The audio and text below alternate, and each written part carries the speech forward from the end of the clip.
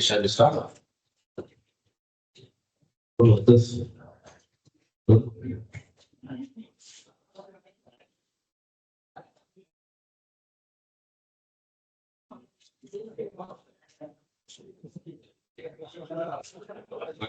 Shall we explain for others? They are coming.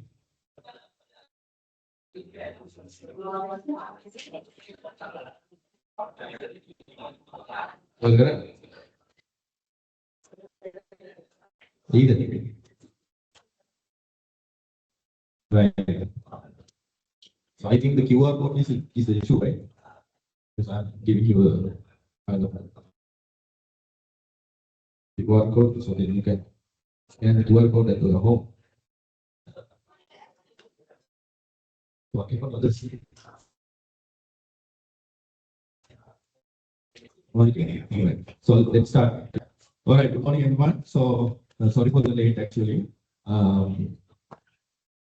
So today we are going to discuss the topic number 4. So we are in the discussion of the corporate governance, right? So today we are going to discuss the corporate governance. Under the corporate governance practices, we are going to discuss about the board membership and their roles, right? Board memberships and their roles.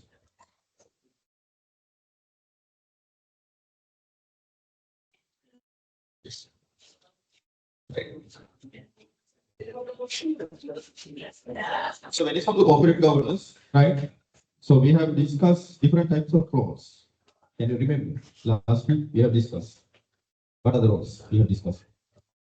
Or different types of memberships, basically. What are the memberships we have discussed? Yes. Can you remember? Yeah, basically discussed under the board. Who's the main person in the board? Chairman, right? Then under the chairman, we are having executive and non-executive directors. So when it comes to the non-executive directors, we are having independent and non-executive. When it comes to executive directors, we are having CEO, right, who is managing the of the business. Right. So those are the main people.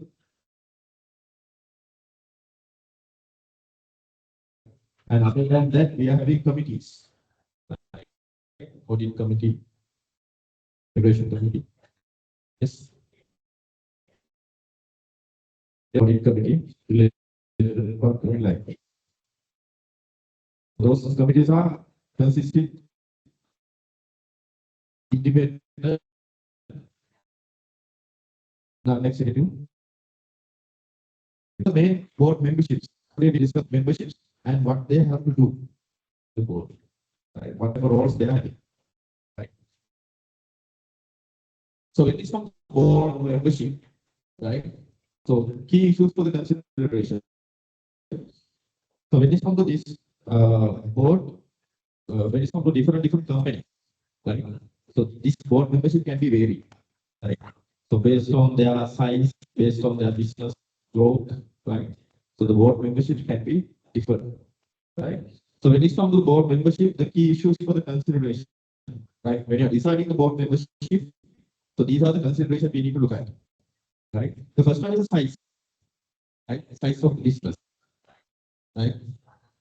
So, when it comes to the John Kids Holding, the size is kind of bigger than other companies because that is the biggest conglomerate in Sri Lanka, right? So recently there's a IPO going on in the Galle, right? Capital Alliance, right?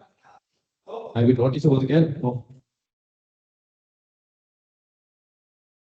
Tomorrow they are having a kind of a very good growth in the share price, right? They have issued the IPO for the 10 groups. Tomorrow they have started trading. Suddenly it goes from 17 7 rupee gain. So I have only invested 200,000 there. So my 200,000 converted into 340,000 now in one day. Right? So that's how people need to do, right? Within 1 second. Right? Right.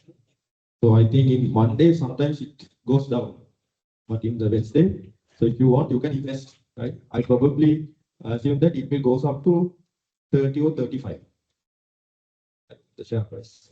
The starting price is 10 rupees, right? Right. So you can invest, right? So likewise, those companies are very small companies compared to the jockey's holdings. So one key issue is the size. So with the greater size, can some greater opportunities for the representation of varieties views. However, this can be at expense of ease of operation and coherence of the decision making. So when it comes to the size, when you're having the board membership, we are having a kind of a larger board, right, in those companies. Why? Because when it comes to jockey's holdings, they are doing business in different sectors. They're doing the business in different sectors, like they are in finance sector, they are in logistics sector, they are in hotel sector, right? Different sectors. So when it comes to the board should be consist of different knowledgeable people in different sectors, and they need to have a different views to work with. So therefore, when the size is greater, right? So you can decide what kind of a board you need to have, what kind of a size the board should be, right? Because when you are having the board, right, the expenses also high because you have to pay kind of high value to the board members. Otherwise, they are not accepting the board membership. Like normally, you have to pay roughly you have to pay 2 million for one board member, which are the benefits. Otherwise, they are not coming to the board, the good board members. Get a good outcome, you need to have a good members in your board. So to attract them, you need to pay more, right? So if you are a small company, it's a kind of an issue to attract those kind of people, right? So size. Then inside outside mix. What's that? What proportion should be executive decision makers whose main employment is by company and what proportion should be outside? Right. So when it comes to the company, right?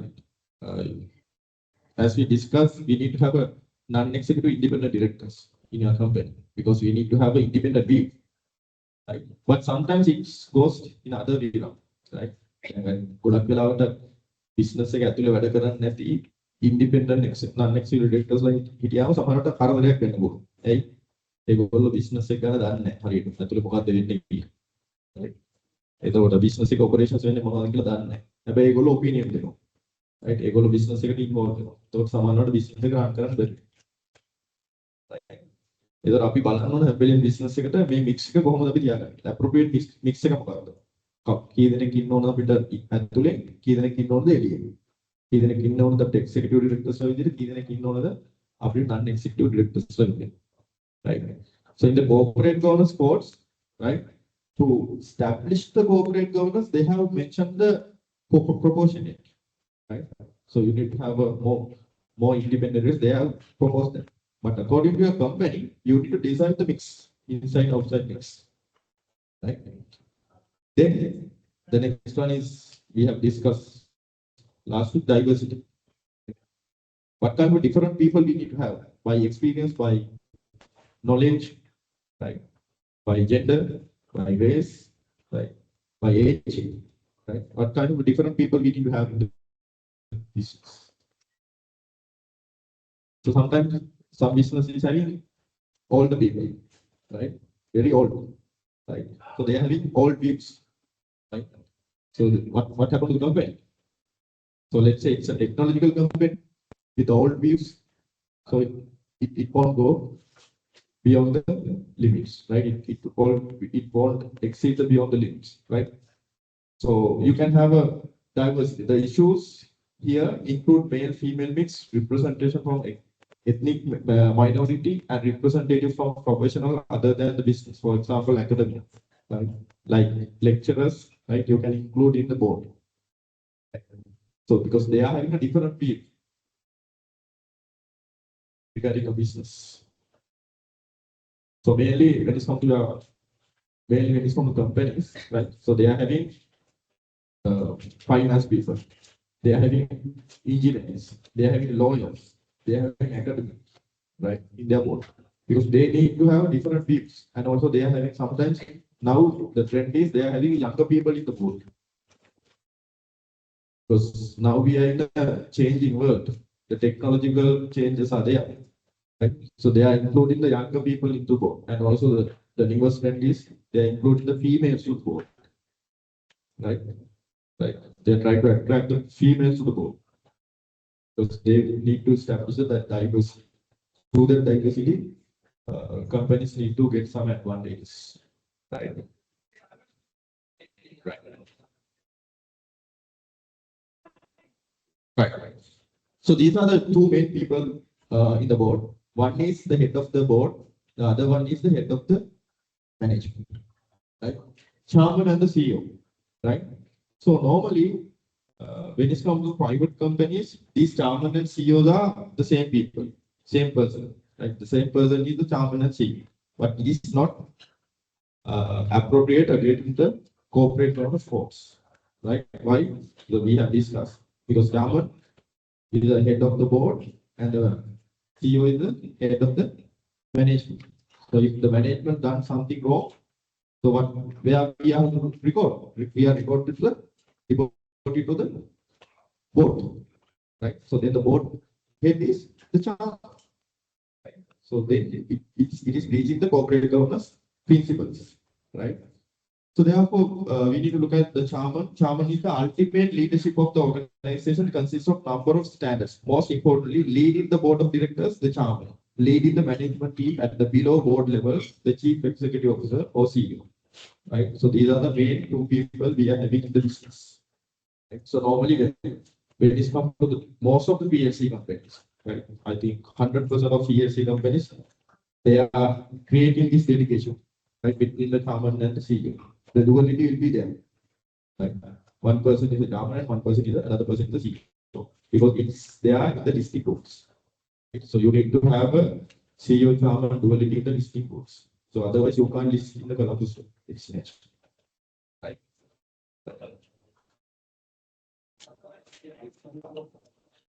Right. So then now moving on to the chairman's role. So what are the chairman's role? Who's the chairman? The head of the board. Right. So what kind of roles he has to play? Yes. The first one. So running the board and setting its agenda. Right. So as a chairman, what you have to do is you need to run the board. And also you need to set the agenda. Right. Now board meeting ගත්ත පස්සේ board meeting එක board members ගොඩක් වෙලාවට ගොඩක් busy කට්ටිය. ඒගොල්ලෝ හොඳ company එකක් කරනවා ඒගොල්ලෝ ගොඩක් වැඩ තියෙන කට්ටිය සහ ඒගොල්ලෝ හොඳ කට්ටිය. ඒතකොට අපි හැමෙම ඇජෙන්ඩා එකට work කරනවා. Right. So that responsibility is with the chairman. So you need to give a priority to the most important points. So you need to create an agenda, and that agenda should be shared with the members before the meeting. Right. The chairman should ensure the board focus on the strategic matters. Right. Walpal කතා කරන්න board meeting එක දාගන්න නැහැ. Right. Like අද කොහොමද දේශපාලනයේ අරවල ඒවා කතා කරන්නේ. To the point කතා කරන්න. මොකද ඒගොල්ලන්ට limited time එකක් තියෙනවා. For example, when it comes to the most of the board members, they are board members in any other companies as well. So they are having limited time. So you need to focus on the strategic matters. Right.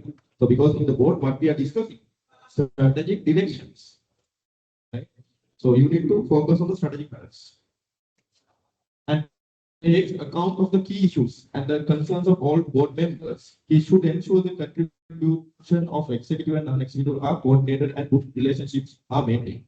So sometimes when it comes to the board, this is practically actually happening, right? When it comes to the board, there's a kind of mismatch of ideas between the executive directors and the non-executive directors. Right? Right? Right? Executive directors, right? Non-executive directors, right? Fight. Board right? Because the executive directors like වෙනස් වීම වෙනවා. මොකද ඒගොල්ලෝ business එක ඇතුලේ ඉන්නවා. ඒකට ඒගොල්ලෝගේ හැම වෙලේම ඉන්ටෙන්ෂන් එක තියෙන්නේ බිස්නස් එක ඇතුලේ ඔපරේෂන්ස් මෙහෙම තමයි වෙන්නේ. හැබැයි non executive directors එළිය ඉන්න බලන්න. හරි. ඒගොල්ලොන්ට තේරෙන්නේ නැහැ. සමහරවිට තේරෙන්නේ නැති වෙන්න පුළුවන්. සමහරවිට ඒගොල්ලෝ දන්නේ නැහැ මේ බිස්නස් එක ඇතුලේ මොකද වෙන්නේ.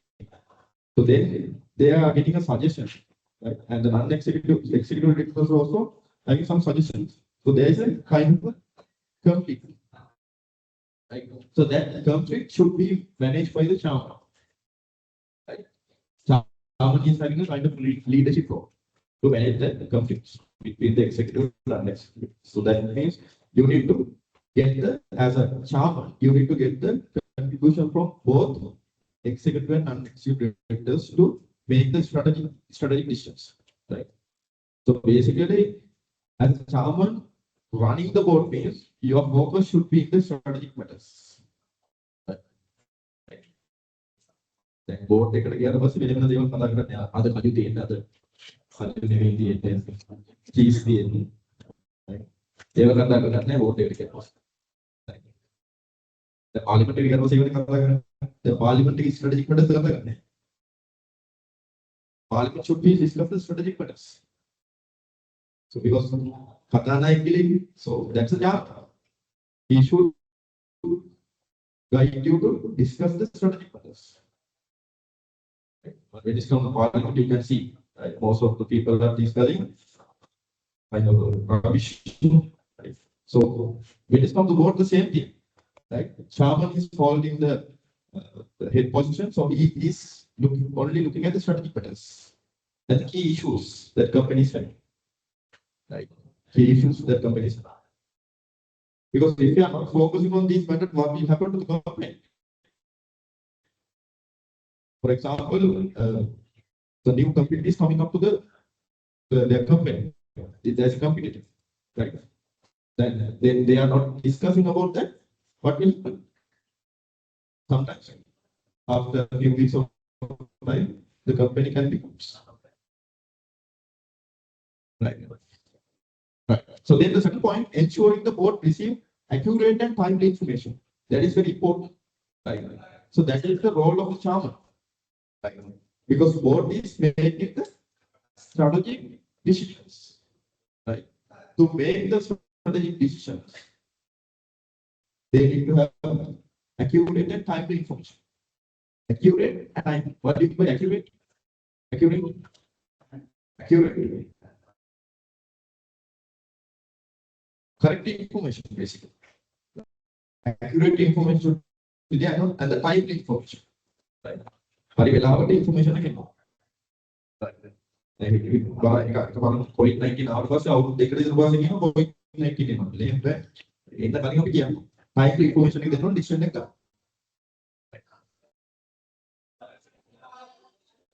ඒක ලැබෙන එක ගැන ensure කරන එකේ role එක තියෙන chairman.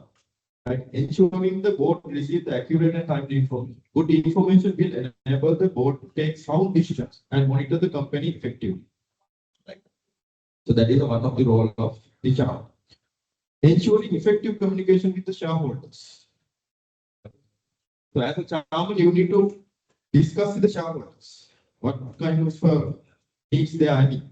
So that thing you need to put into the board meeting, right?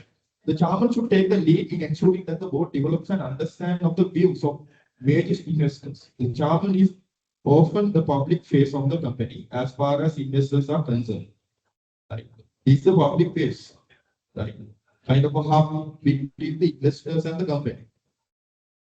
Right? Because investors can't involve in the business activities. So he is the kind of a hub, right? Contact point with the investors and the company management. Right? So that therefore he's having a role to put their concerns, the investors' concern to the board. Right? So they have to communicate. Right? Then ensuring that sufficient time is allowed for discussion for controversial issues. All members should have enough time to consider critical issues and not be faced with unrealistic deadlines or decision making. Right? So time management. Basically, you need to manage the time basically, right? So when it comes to the board meetings, right? Board meetings වලට යම් කිසි time එකක් තියෙනවා. මෙන්න මේ වගේ වෙලාවක් තියෙනවා මෙන්න මේ discussion එකක් කරන්න. හැමෝගෙම views ගන්නවා.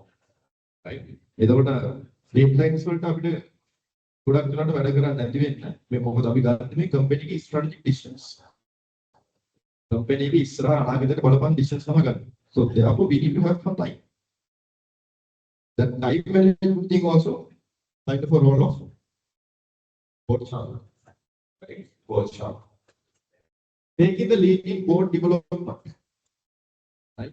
The chairman is responsible for addressing the development needs of the board as a whole and enhance the effectiveness of the whole team. Also meeting the development needs of individual directors. The chairman should ensure that the induction program for new directors is comprehensive, formal, and tailored.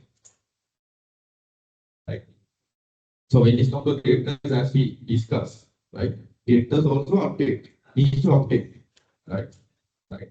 And that's a role of the chairman to ensure that this development needs has been addressed. Right. And also, if you are recruiting new or the new director, right? So you need to have a kind of a comprehensive training program tailored for that director. Director tailor කරපු development program එකක් තියෙනවා, training program එකක් තියෙනවා. Comprehensive training program එකක් තියෙනවා. එයාට overall idea එකක් දෙන්න ඕනේ company එකට. If you are getting a new director to the company. And also for the individual directors, for their developments, you need to plan some training or plan some other sort of activities. For example, you are having a director in the accounting field, right?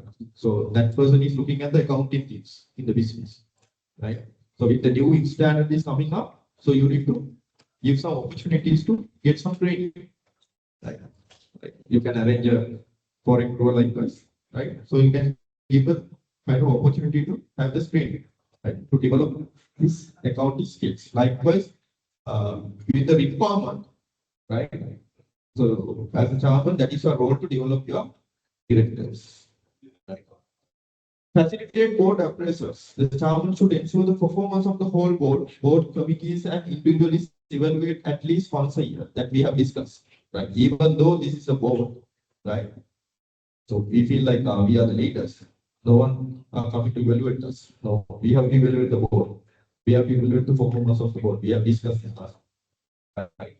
So that is the facilitating that board appraisal is the role of the board chairman. So he needs to appraise board members, board committees, right? And also the board works, what kind of work they have performed and whether they are actually performing according to the standards, right? Then encouraging active engagement by all the members of the board. The chairman should promote a culture of openness and debate by in particular ensure that non-executive directors may make an effective contribution to the discussion. Right. දැන් ඔයගොල්ලන්ට board meeting එකට ගියාට පස්සේ නම් feed වෙනවා නම් අපි කියනවා ගණන් ගන්නයි කියලා. නම් එක්සිකියුටිව්ට ෆීඩ් වෙනවා. අපි කියනවා ගණන් ගන්න ඒගොල්ලෝ කරන්නේ ඒගොල්ලෝ කොහොමද? Right. ඒකට ඒගොල්ලෝ මුකුත් කියන්නේ නැහැ. Even though we are having the non-executive independent directors in our board, right? They are not saying anything. Why? The executive directors doing what they want.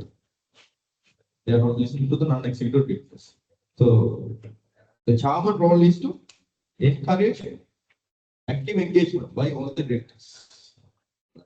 Right? The chairman should promote a culture. Right? He needs to promote a culture of openness and debate. Among open veterans are debate කරන්න පුළුවන්. Right? තර්ක කරන්න, කතා කරන්න, culture එක create කරන්න chairman. Right? Then only the non-executive directors also talk. They also tell and development points. Right? So if you feel like අපි ඔබ ගණන් ගන්න කියලා ඔයගොල්ලෝ කතා කරන්නේ, so that culture you have to create as a chairman. Right? So that's one of the role of the chairman. Right? Okay, the last one. So normally reporting in and sign off the accounts, right? Financial statement in many legal aspects include the chairman's statements that must be compatible with other information in the financial statements. The statements provide an opportunity for the chairman to demonstrate that they are acting in the shareholders' best interest and to provide an independent view of the company's affairs. The statement can also explain how the chairman is exercising their role and highlight other aspects of corporate governance that might be of concern to the shareholders. The chairman may also be responsible for signing off the financial statements. So when you're looking at the annual reports, right? So you can see the chairman message, right, in the annual report. So he is telling that what they have done during this year. Right. Right. And they are mainly how they are addressing the shareholders' interest. නිකන් චාමන් message එක කියලා බලන්න යනවා report එක. හැම චාමන් message එකකම තියෙන common එක තමයි ඒගොල්ලෝ කියන්නේ හැබැයි ඉන්වෙස්ටර්ගේ ඉන්ට්‍රස්ට් එක අපි ඇඩ්‍රස් කරලා තියෙන්නේ. ඒක කීවඩක් තමයි මොකද වෙන්නේ? ඉන්වෙස්ටර්ස් ඉන්වෙස්ට් කරන්නේ නැහැ කොහොමද? ඒකක් කියන්න ඕනේ සහ ඒගොල්ලෝ ඒකට වැඩ කරනවා. Right? So normally chairman is convey that message to the investors. And then there's a role chairman to sign off the accounts. So if you are working in an audit firm, you are having this experience, right? So you need to get the sign from the chairman to your financial statements to issue, right? Or the responsible party, right? Mostly the chairman of the company, right? So he's the responsible party to sign off the accounts. They are having the CEO and the chairman. Right? CEO is sign off and CEO is signing and the chairman, right? And the auditors, right? So that is the these are the roles actually when it's come to the board chairman, right? So if you are now become a board chairman, right? So these things you have to do, right? So because you need to work as a lead of the company, right? Right. Then the CEO, the next part, right? CEO is the lead of the management, right? So what the CEO is for? The CEO is responsible for running the organization business, right? So what chairman is doing? He's looking at the board. He's looking at the board only, right? But when it's from the CEO is running the organization business.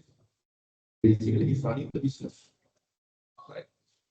And for proposing and developing the group strategies and overall commercial objective in consultation with the directors and the board, right?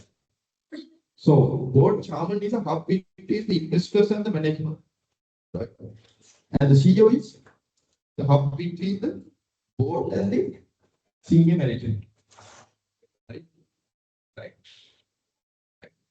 So what is the CEO is doing? He's proposing and developing the group strategies. He can't give the strategies. He can propose. Right? strategy follow propose board.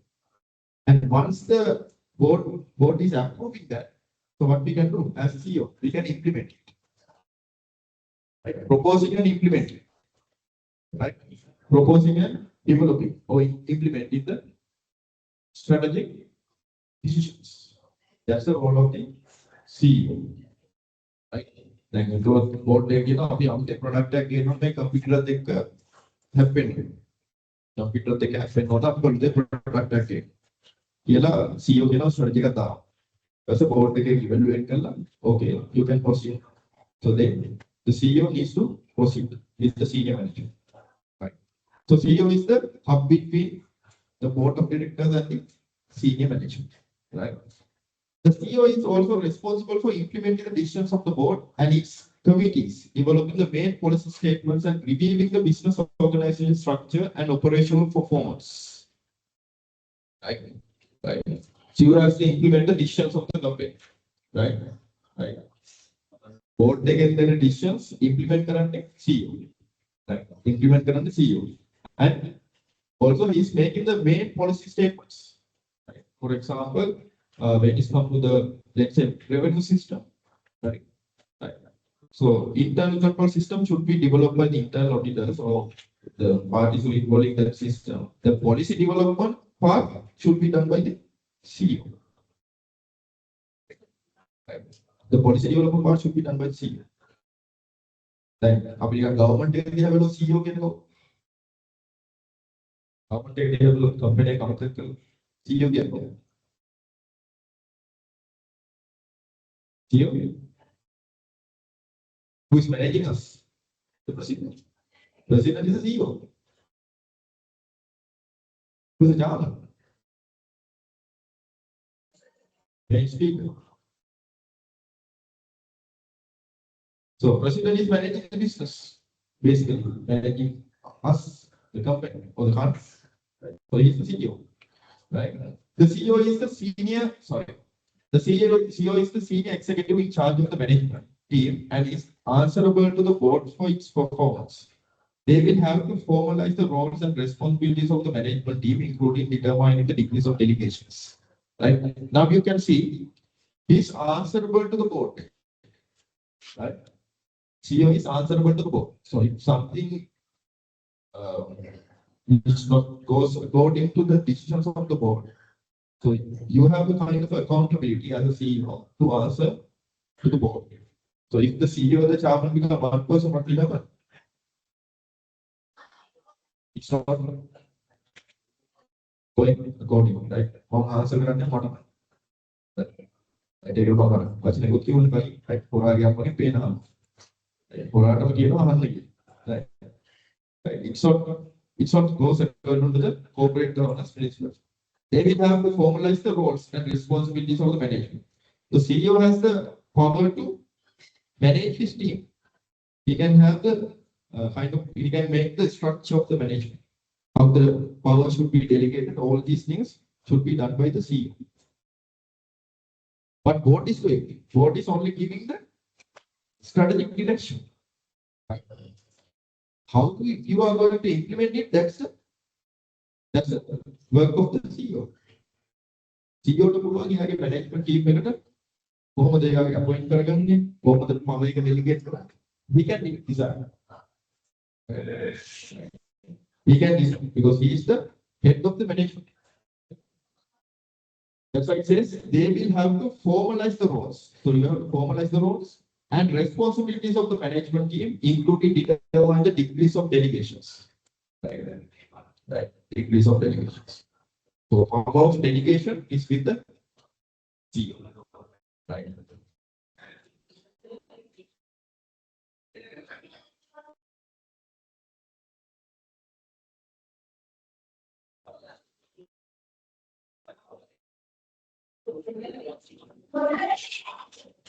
There.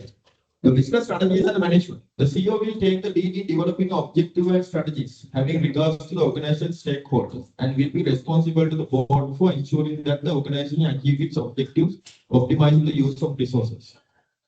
So in the case of Enron, which we have discussed last week, Enron, can you remember?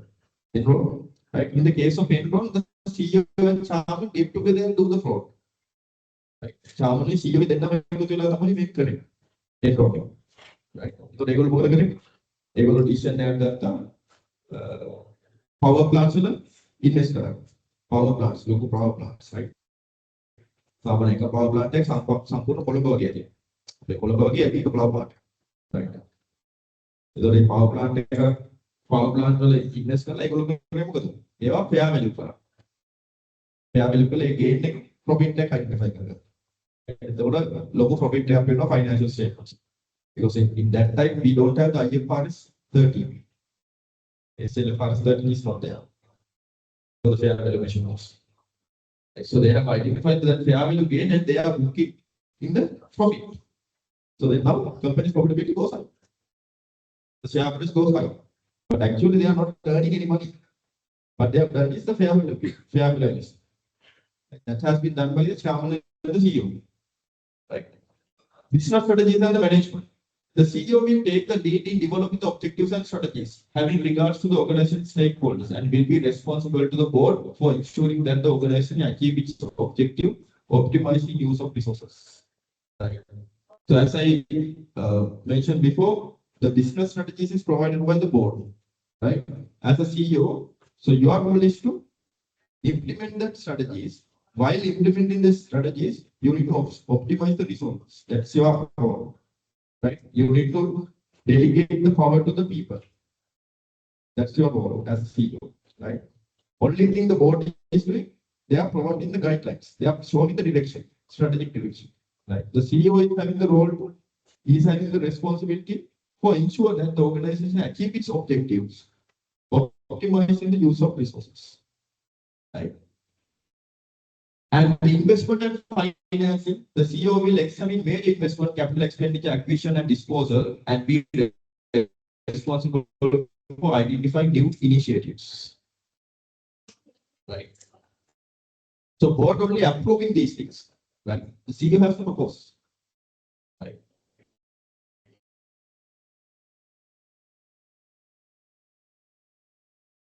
CEO has to propose acquisitions, mergers.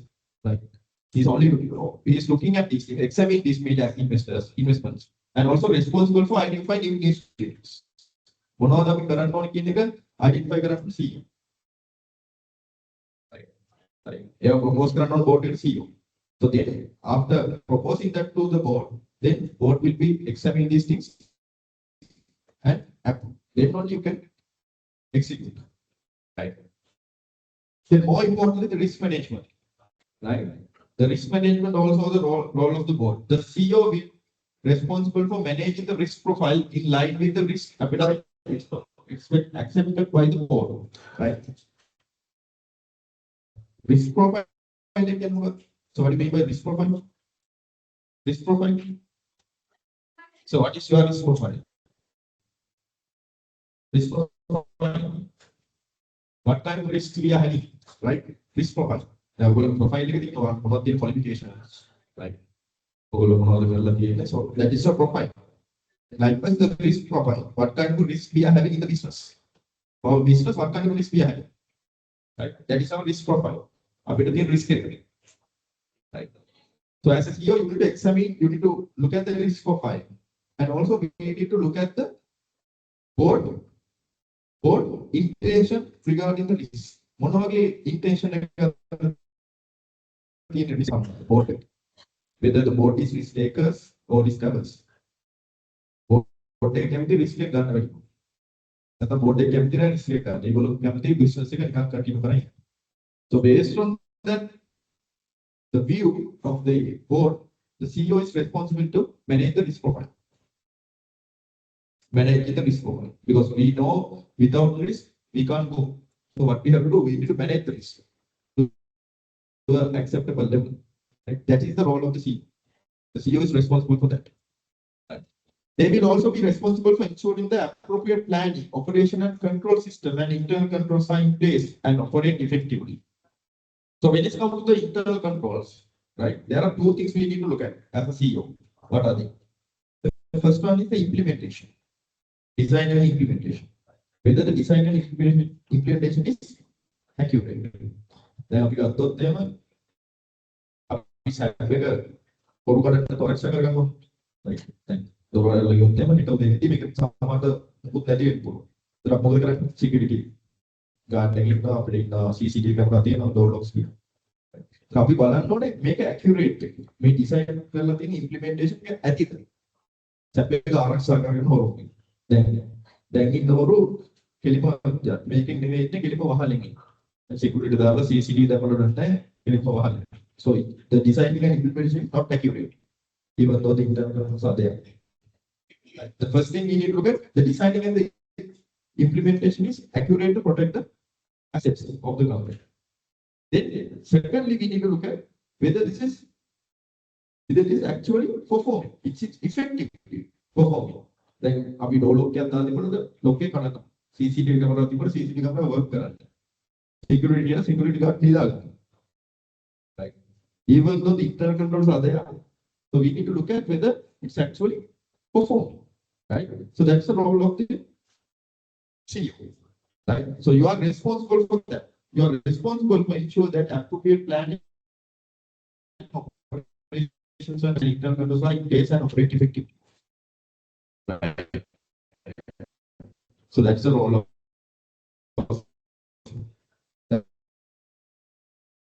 the control system and should take the lead in control environment. So we will discuss under the course of framework, right? So we need to have the control environment first before building up the internal control. Right? We need to clear up the good culture. We need to create a good culture. Now, internal control දාන්න කලින් අපි culture එක හදන්න ඕනේ. අපි කොච්චර internal control දැන් මතලට ඔක්කොම හොරුණා. right? ගම වටේ ඉන්න හොරුණා. අපි කොච්චර internal control දැම්මකට වඩා. අපි මුලින්ම කරන්න ඕනේ. හොඳම appropriate මේක තමයි culture එක හදන්න. We need to create a culture, good culture. So that's why Ranjan Ramnagi says, right? What we have to do is we need to create the culture. Right? Create the culture. Any sign that will have the කෙනෙක් කරලා දැම්මේ. ඇත්තටම මේ කරපු එකට lock කියන්නේ දඩුම වැඩි. ඒක දඩුම වැඩි. අවුරුදු 25ක් 14ක් ගණන් දන්නේ නැහැ. මිනිමරු හොඳයි. හැබැයි ඒකෙන් කන්වේ කරන්න හදන්නේ. මේ වගේ එකක් කාය කරොත් ඕගොල්ලන්ටත් මෙහෙම තමයි වෙන්නේ. Because we need to create the culture. Right. So that's why it's kind of a big penalty is there, right? Because we need to convey that. We need to create a good culture, right? So once we are creating good culture, people are not doing these things. So we don't want to have a good kind of a big internal controls because people are good. That's right. So you need to create a good culture, control environment and a culture, good culture, right? So that's the role of the CEO, right? That's the role of the CEO, right? Then establishing the company's management, the CEO will provide the nomination committee with their views on the future roles and capabilities, right? So we are having the nomination committee in the board. So can you remember? So under the main board, right, under the board of directors, we are having different boards. The one board is nomination committee. Right. One board is nomination committee. The CEOs have a responsibility to put the names to the nomination committee, right, to the future roles based on their capabilities. Right. Record of directors and make recommendation about the recruitment of individual directors. They will also be responsible for recruiting and overseeing the management team below board level. Right. So the management, senior level management, executive directors, changes, replacements, nominations, board responsibility CEO because he is the lead of the management team. Right. Then board committees, the CEO will make recommendation to discuss by the board committees on remuneration policies, executive remuneration and terms of employment. Right. Right. So he is putting these suggestions to the nomination committee. Okay. So nomination committee needs to review this and approve. Right. The suggestions have been proposed by the CEO. For example, for the bonuses. Right. So this year we are giving 10% bonus. So that you have to as a CEO, you have to put it to the nomination committee. The nomination committee will approve that, then only we can execute. Right.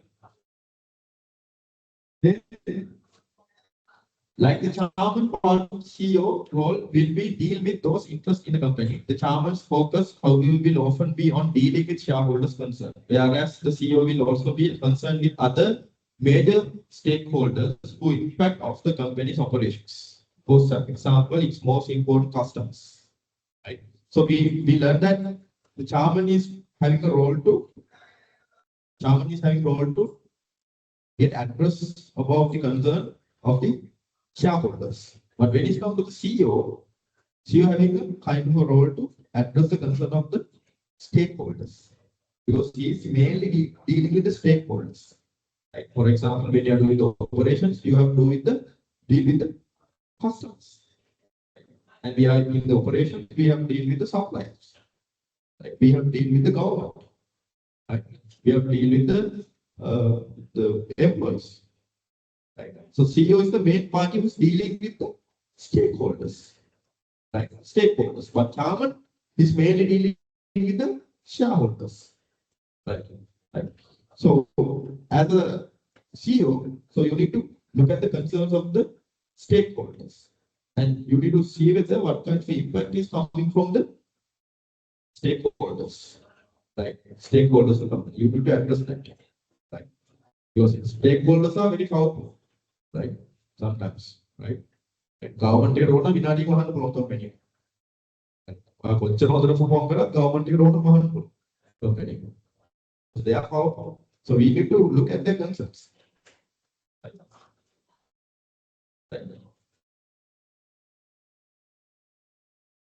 Right. Any questions? No? Nothing. Is it clear? The role of the chairman and the CEO. Right. So this will be one question, right? In your examination, the CEO and the chairman's role. Right. Yeah. Anything to clarify? No? Nothing. All goes good. Nothing to click, right?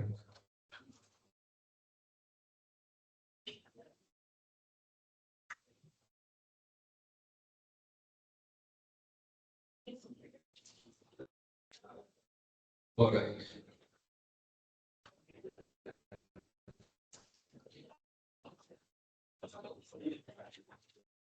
Board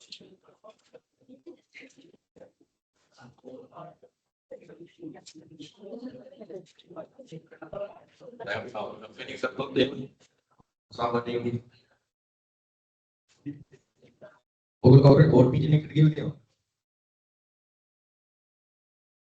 board meeting.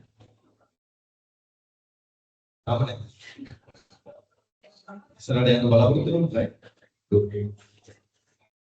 Board meeting ini mulai dari kita tackle lagi awal. Parliament ini mulai dari kita lagi. Normally board meetings are written like all agenda करता हूँ work करें. Professionals हैं agenda करता हूँ work करें. ये तो board meeting है ना secretary. They are the secretary. Like in the board meeting. Secretary is having the agenda, right? Normally, she right? Secretary is a she, no? Like female, normally. Right? No, she is sitting next to the chairman. Right? And what chairman is doing is showing the agenda, right? And he's saying these matters we have discussed today. These are the matters we have to discuss today, right? And this is the important matter we have discussed today. This is very urgent. So we have to approve this one.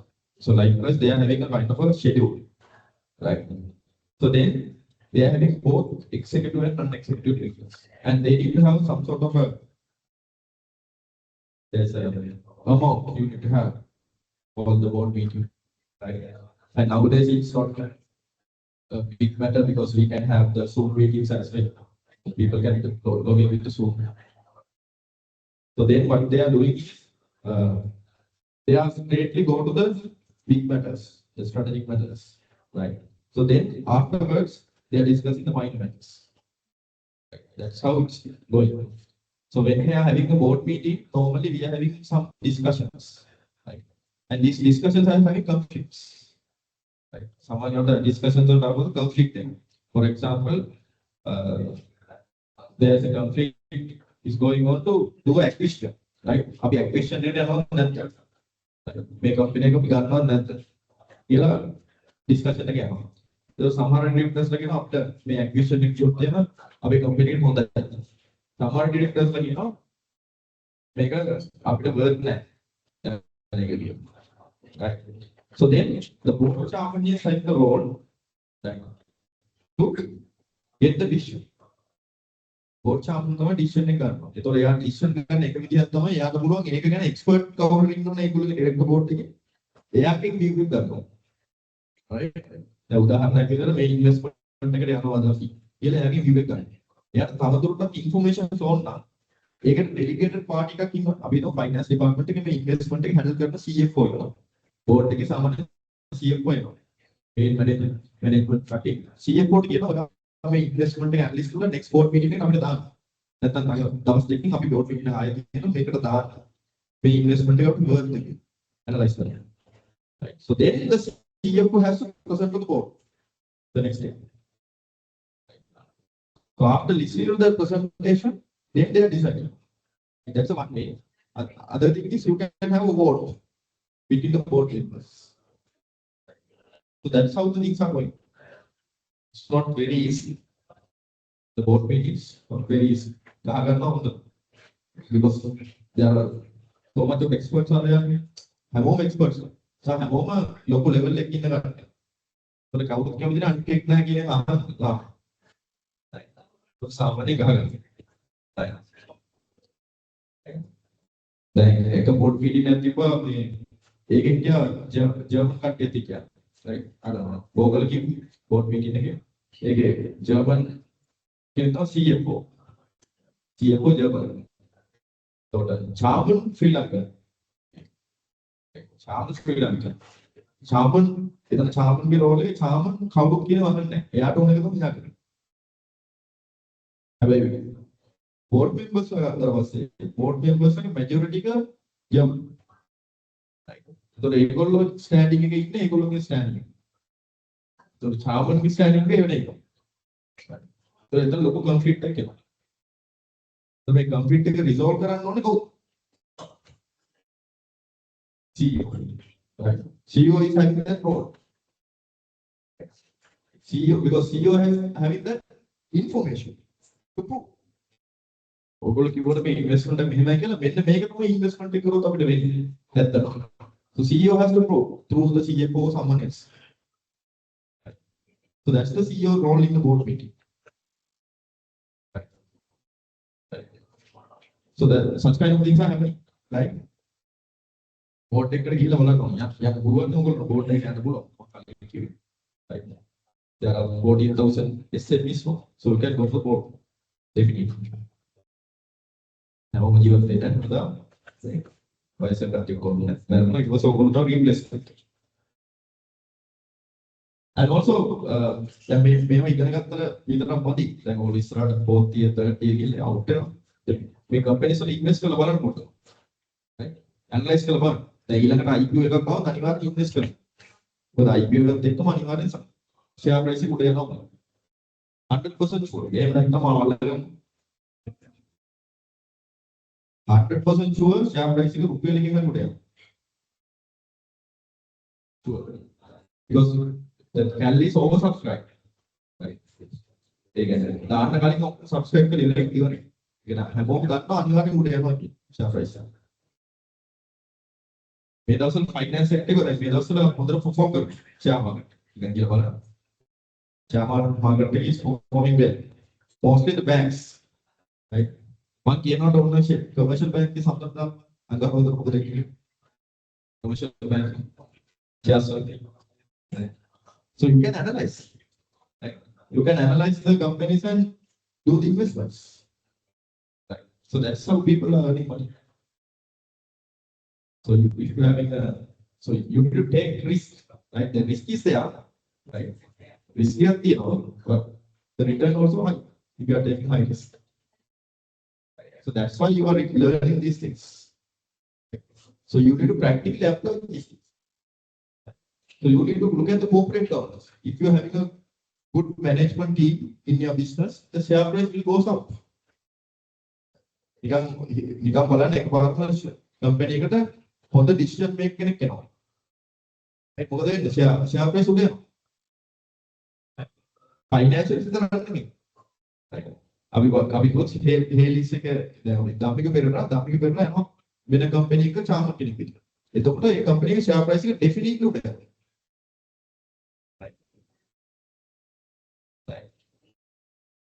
එතකොට ෆයිනෑන්ෂියල්ස් විතරක් නෙමෙයි financial impact එක වෙනවා. ඒගොල්ලෝ මොනවද කරන්නේ? ඇක්විෂන් සාමාන්‍ය company එකකට ඩිවිඩන්ඩ් ප්‍රොපෝස් කරන ගමන් අනිවාර්යෙන් ෂෙයා ප්‍රයිස් එක උඩ යනවා. ඩිවිඩන්ඩ් ප්‍රොපෝස් කරනවා. So if you are having insight of that company is going to propose the dividend, you can invest in that company. In the next day, the share price will go up. Definitely. Right. Other way around also can happen, right? If better than the For example, the Expo Lanka PLC, what happened? Right? Expo Lanka PLC. Right? In the COVID-19 period, the starting price is 150 and it suddenly goes up to 340. 340 or something there. 150 patang 340 on the COVID-19 period. So people are investing in this company. Suddenly the company collapses. So they have delisted. They have delisted and released the shares for 180. Like I purchased one share for 300 rupees. Like I received money for one share, I'm receiving 180. So I lose 120 for one share. So that can be things, that kind of things can be happen. Because you need to analyze the things clearly. Right. So that's why we are learning these things. The corporate governance is also important, that's why. Right. You need to analyze these things. And you need to invest. මම කියන්නේ ලොකු ගානක් invest කරන්න කියලා. පොඩි ගානක් invest කරලා බලන්න. ජොලියට right පොඩි සතුටක් ගෙනවනේ රුපියල් 10ක් විතර වැඩිම. right රුපියල් 10000ක් විතර ඉන්වෙස්ට් කරලා රුපියල් 100ක් විතර වෙනවා 10000 කට තියා ඒක උදේ වෙලී. නැත්නම් ඉන්වෙස්ට් කරපු ගමන් අප්පරෙන් 10200ක් වෙන්න පුළුවන්. පොඩි සතුටක් තියෙනනේ. ඉන්වෙස්ට් කරලා බලන්න ඒක ට්‍රේඩ් වෙන විදිය බලන්න. එතකොට තමයි ඉගෙන ගන්න පුළුවන්. Trading කරන එක කියන්නේ ඒක කරන්න ඕනේ නිකන් කියවන්න ඕනේ හැම එකම බලන්න මොකද වෙන්නේ environment එක. When the government making a policy decision, the share price will be goes up and down.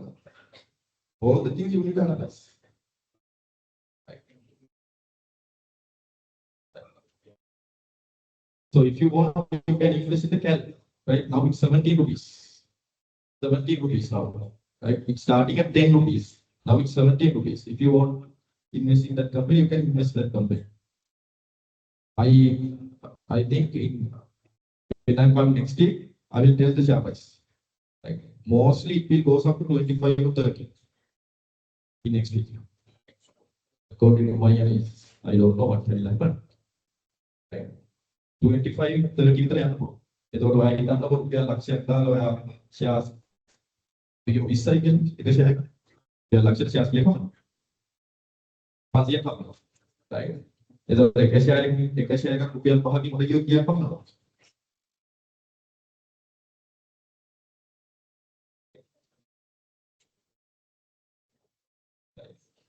තවත් ඒක භාගයට සම්පූර්ණ දෙයක් තමයි ඊයේ රුපියල් 10,000ට ගියා share price එක 17 16 අතර තිබ්බේ එතකොට ඒකට යන්න සාමාන්‍ය පැය 3-4ක් කී පැය 3-4ක වගේ ටයිම් එකක් කී ඒතර ඕක ඉන්නතර මිලියනයක් විතර ඉන්වෙස්ට් කරපු කෙනෙක් හිටියොත් කොහොමද කියන්නේ එයාට මිලියනයක් ෂෙයාර්ස් තියෙනවා right ඉන්කම් එක කියන්නේ දවසට මිලියන 7යි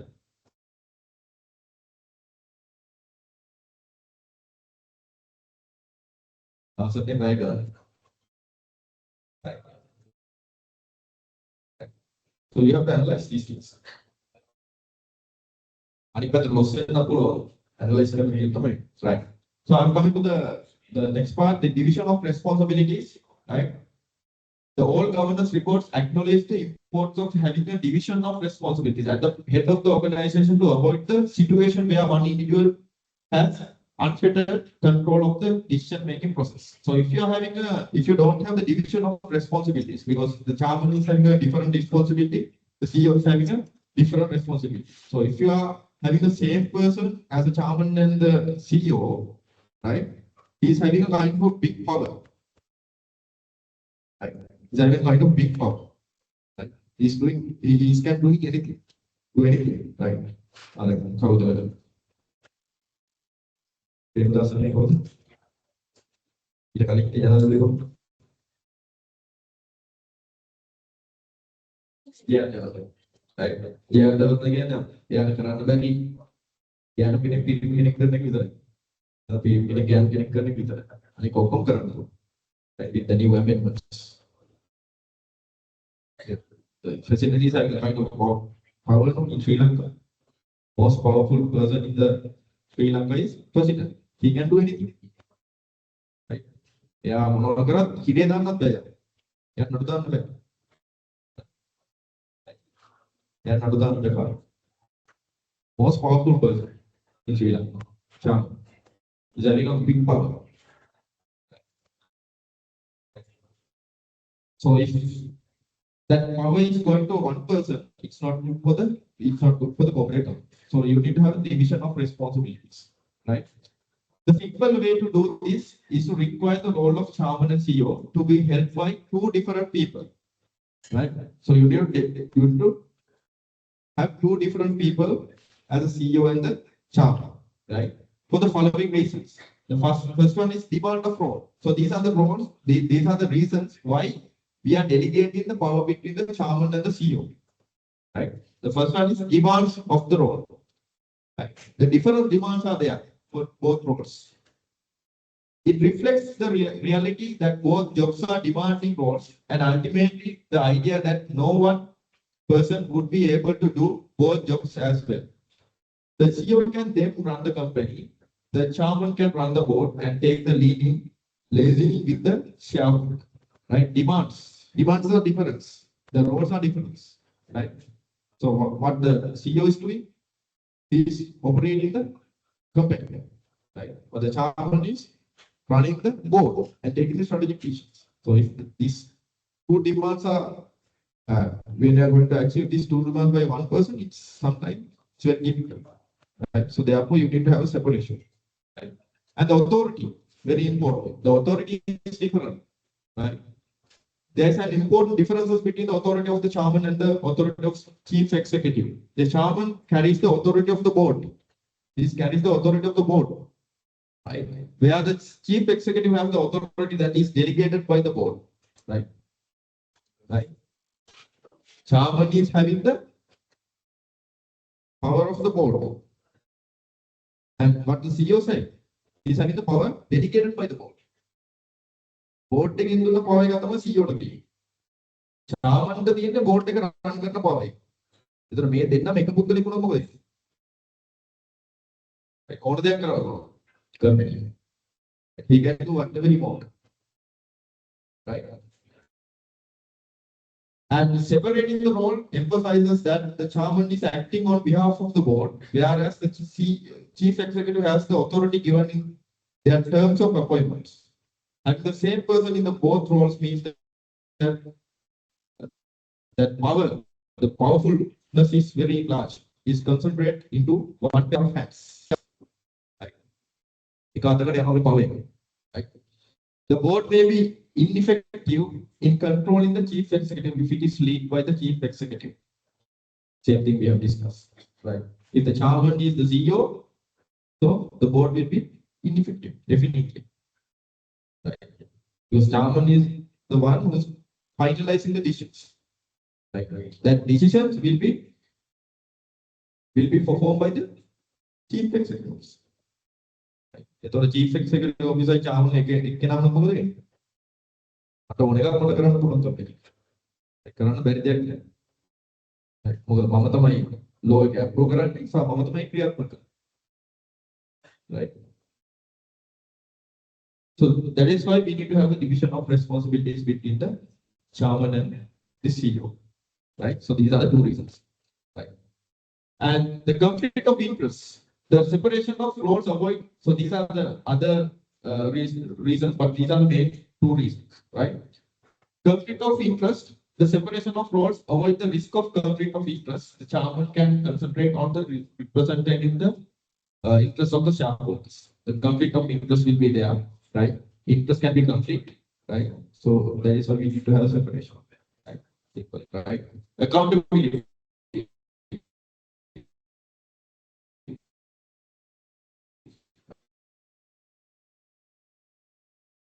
right? Board cannot make the CEO truly accountable for manage if it is by the chairman. Right? Separation of the role means that the board is more able to express concern effectively by providing a point of reporting the chairman for non-executive directors. Right? So when you are providing the board opinions, right?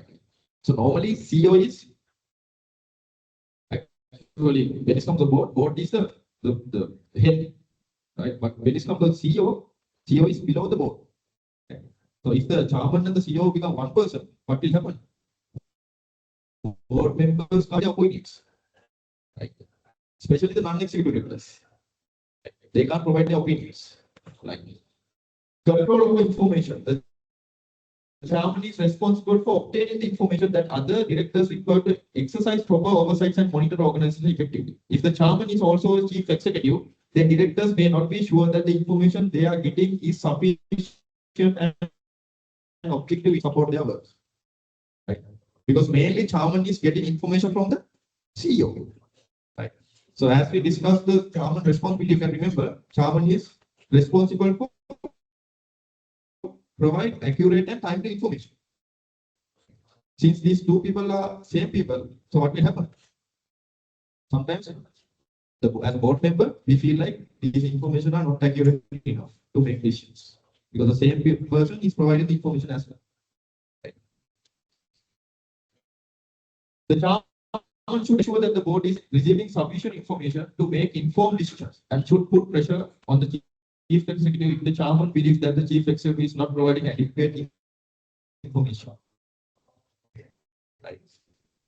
So that's why these two is having a goal to get the accurate and timely information. So if he feels that he's not receiving such kind of information, he can pressurize the CEO and ask those information. If these two questions are held by the same person, so then that won't happen. Right? That won't happen. Then the compliance separation enables compliance with the governance best practice and hence reassure the shareholders. The compliance is also there, as I mentioned you before. If you want to list it in the Colombo Stock Exchange, right, to give the shares to the general public, you have to list it in the Colombo Stock Exchange. So under the listing rules, definitely you need to have the division of responsibility between the chairman and the CEO. Otherwise, you can't list it. So that is also kind of a compliance. So you need to comply with that, otherwise you can't list it in the Colombo Stock Exchange. Right. Colombo Stock Exchange listed on the Anivarema CEO chairman then they can know. Right, that's our list according to listing rules. Right.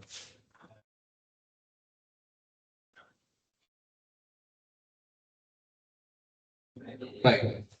So these are the favorable criticisms. The first one is criticisms. So they are the favorable things. Right? Some people are saying this is good to have the same people as CEO on the chart. Right? Right. Both are corporate governance කියන්නේ legal concept එක නෙමෙයි අපි ඉගෙන ගත්තා. ඒතකොට අපිට ඕන නම් CEO chairman ඉදිරියට අරගෙන යන්න පුළුවන් company. If you don't want to list it in the Colombo Stock Exchange. Right? So if you are in a private limited company, you can have the CEO and the chairman as the same person. Right? That doesn't matter. It's not reaching a legal thing. Right? So these are the favorable things. There are arguments in favor of two roles being held by the same person. Creation of unity. Right? Having a single leader creates unity within the company. Right? Having two leaders that disagree can create deadlocks. Right? So mainly, the chairman is the leader of the board, right? Who is making the strategic directions. And CEO is the lead of the management who is executing the strategic directions. Right. So now these two people are having kind of conflicts. Right. So what will happen to the company? Company will know sometimes it's not going for the expected outcomes. But when we are having the same person, the same thought process is there. When we are having the strategic vision and when you are executing, so then the unity will be created. So that is one of the favorable argument which is regarding the division of responsibility. And the acquisition of knowledge, the holders of both posts need considerable knowledge of the company.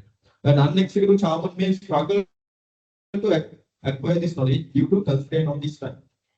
Like sometimes some boards we have the non-executive chairmans, like, who's not involved to become a chairman. You don't want to become executive director. Directors of board take a leader, so he can be an executive or non-executive. So if chairman is a non-executive person, that means he don't know about the company's operations. So what he's doing is giving the strategic direction to the company, but he don't know anything about the company. Company's operation. Right. So then it is very difficult to operate the company. Right. So that's why the acquisition of knowledge, the whole of the both posts need considerable knowledge. So the chairman, and if you are CEO, you need to have the knowledge about the company. So in such kind of a situation where the non-executive director is a chairman, sometimes he's having a kind of a lack of knowledge about the company. Right. The UK Corporate Governance Code also suggests that CEO should not to go on to become a chairman of the same company. If a CEO becomes chairman, risk is that they will interfere in matters that are the responsible of the CEO and thus exercise undue influence over them. Right. So these are the favorable, what you call the arguments, right? Right. Arguments. Right. So now we are coming to the one of the key area, right? Executive directors. Right. Executive directors. Right. So who are the executive directors? We have discussed. Executive directors. Who are the executive directors? Executive. Involved in the company's operations. Yes. Executive directors. If we look at okay,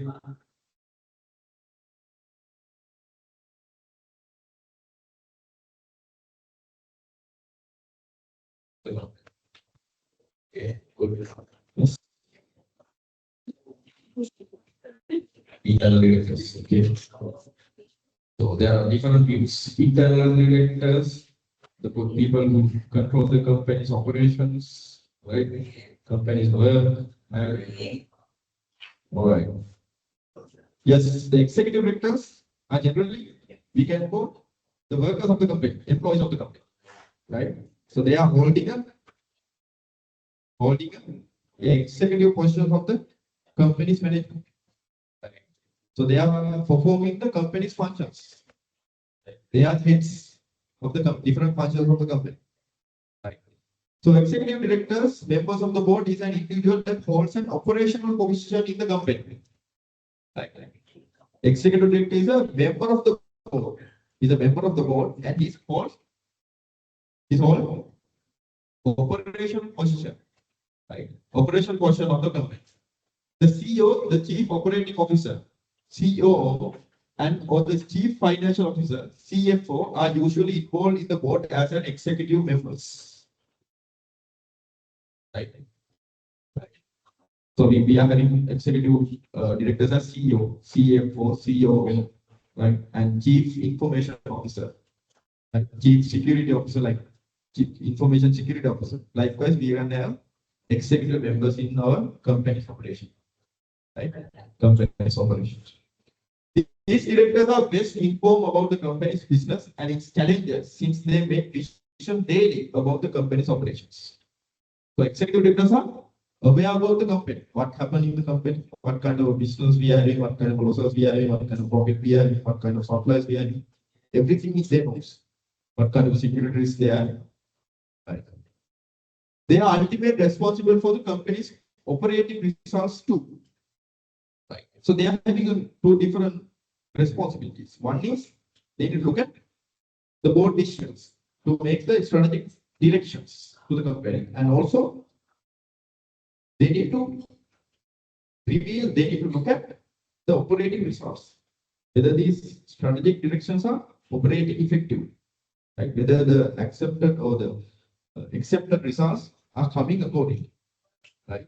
So that's the role of the executive directors. The composition of the executive directors on the company's board can vary depending on the company's size, industry, and specific needs, which we have discussed. Right? It's based on the company's needs, the size, the specific direction we are in. In some cases, other senior executives with specialized roles relevant to the company's operations might also serve as executive directors. Right? What it says, in some cases, other senior executives with specialized role relevant to the company operations might also serve as executive directors. Right? For example, for the cyber security. Right? So we can have an executive director for cyber security. Right? Chief Information Security Officer. Right? Will be become executive director. Right? Because nowadays the cyber security is a kind of a big issue in businesses. So generally we are having an executive director for that, for the cyber security.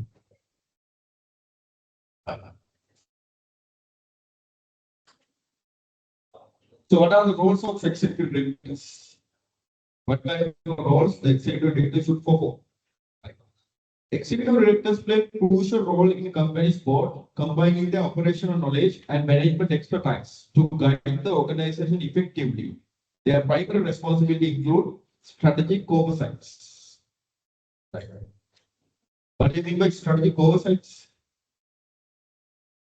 So what is the board is doing? They are providing the strategic direction.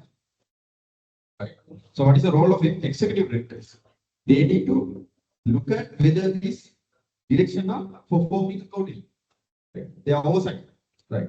Overlooking that things are actually happening. Right. So that is the role of the executive director. Right. Strategic oversight. Executive directors are deeply involved in the strategic planning and decision-making process of the company.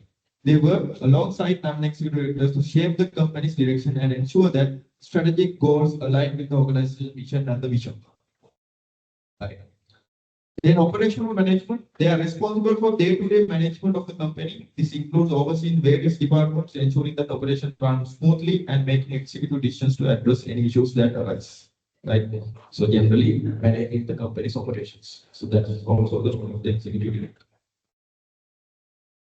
Then board communications, executive directors act as a bridge between the board and the company's management team. They provide detailed report and updates to the board about the company's performance, challenges, and opportunities, ensuring transparency and informed decision making. Right. So because they are in the ground level, right? Right. Executive directors knows about the company, what kind of challenges they are having, what kind of issues they are having. So all these things you need to report to the board. So executive directors working as a kind of a hub between the management and the board. Right? Management and the board. So normally what executive directors are doing, they are compiling these documents and give it to the CEO. So CEO is reporting. So once the board is asking the matters, the responsible executive director has to answer. Right. That is how it's happening. Right. And leadership and guidance, they provide leadership to the company's employees and management team. This involves setting performance standards, motivating staff, and fostering a productive and positive working environment. So as executive directors, you need to look at your employees. So you need to provide the leadership for the employees, right? Yeah, company sectors finance department, departments. So executive director Right? Under the executive director, we can have a CFO or someone. So that executive director can take decision regarding that department. For example, deciding about the bonuses, who are the next successor for the CFO position. Right? And he needs to provide the leadership to the company, to the department. And the governance and compliance ensure that the companies adhere to the legal standards, ethical guidelines, and corporate governance practices is a key responsibility. Executive directors help establish policies and procedures that promote good governance and compliance with regulatory requirements. And the financial management is very important, right, for the business, right? So you need to look at, as an executive director, you need to look at the financial planning, budget management, and financial report. This includes working with the finance team to ensure the company remains financially healthy and meets its fiscal responsibilities. Right. The relationship between the executive directors and the board chair is particularly significant. A strong collaborative relationship can set a positive tone for the entire organization, promoting mutual trust and respect among all board members and staff. Overall, executive directors are vital in ensuring that the board strategic vision is effectively implemented through day-to-day operation, maintaining a balance between strategic oversights and operational executions. Right. So that is the main role of the executive directors, because executive directors are in the two parts. The first part is they are looking at the strategic direction. They are planning the strategic direction. Then they are executing. So when you are taking that balance, is very important. Right? Then someone board members strategic direction achieve කරන්න බැරි. Right. ඔයා මේ අවුරුද්ද 150 ලාභයක් වෙනවා. ඒතකොට ඒ වෙලාවට අපි ඉන්න එක්සිකියුටිව් ඩිරෙක්ටර් ඒකට ඉන්වෝල්ව් වෙලා යා කියනවා මේ එක්සිකියුෂන් එකක් කරන්න අපිට අමාරුයි එක්සිකියුට් කරන්න අමාරුයි. මෙන්න මේව ප්‍රොබ්ලම්ස් තියෙනවා. Because they are in the company. So that is why we need to have a mix of executive and non-executive directors in the board to make the strategic directions. That is very important. You need to have the people in the company who knows about the company, how the company is moving, right, what are the competitors, what kind of industry you are working on. All these things you need to pump into the board meetings when you are deciding the strategic directions. Right. So that is the role of the executive director. That is the important role of the executive director. That bridge which is created by the executive directors, right? Because they are involving in the day-to-day activities as well. They are in the board, right? Achieve කරන්න බැරි decisions ගන්න දෙන්නේ නැති වළක්වන එක role එකක් තියෙන executive directors. So achieve කරන්න බැරි ඒවා ඒගොල්ලෝ පුළුවන් තරම් සා කම්පැනි එකට බලපාන දේවල් ඒගොල්ලෝ කියනවා. එතකොට බෝඩ් එක ඇතුලේ හොඳ accurate decisions එනවා. Right. All right. So then the non-executive directors, who are the non-executive directors? Non-executive directors have no executive responsibilities. No executive responsibilities. They are not involved, basically they are not involved in any managerial work. The business. Right. Non-executive directors should provide a balancing influence and play a key role in reducing conflict of interest between management and the shareholders, including executive directors. Right. I have non-executive directors. We need to have balancing influence. That is the word. Balancing influence. You need to balance the influence. Right. Because we know there are conflicts out here. To balance these conflicts, to assure the shareholders' needs, we need to involve the non-executive directors. The company ඇතුළේ ඉන්න කට්ටියට decisions ගන්න දුන්නොත් එහෙම තමාට ඒගොල්ලෝ decisions ගන්නවා ඒගොල්ලොන්ට ඕන විදිහට. ඒගොල්ලෝගේ interest එක. shareholders ගේ interest එක නැතුව. Right? අපි හිතමු executive directors විතර ඉන්නේ board එකේ. Right? What they can do? They can increase their interest. Right? උදාහරණයක් විදිහට ඒගොල්ලොන්ට bonus වැඩි කරගන්න ඕන ඒගොල්ලෝ ටෙලිෆෝන් මීට් මේකට කමිටි එකට දාලා bonus ටික වැඩි කරගන්න. ඒගොල්ලෝගේ salary එක වැඩි කරගන්න ඕන salary එක වැඩි කරගන්න. Right? So that is why we need to have non-executive directors who is not involved with the managerial work. Basically, we need to have independent non-executive directors. So independent non-executive directors are holding position in the committees.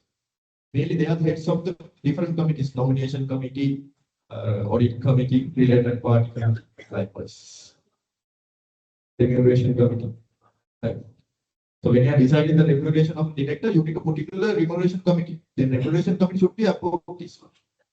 So remuneration committee should be consisting of non-executive directors. Let's say there is only executive directors, we can do whatever we want. To ensure that balancing influence, so we need to have the non-executive directors, right? Balancing influence and play a key role in reducing the conflict.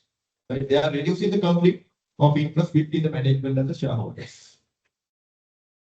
Right? Management and the shareholders. They should provide reassurance to shareholders, particularly institutional shareholders, that management is acting in the interest of the organization. Who are the institutional shareholders? Institutional shareholders. Institutional shareholders. Yes. Institutional shareholders.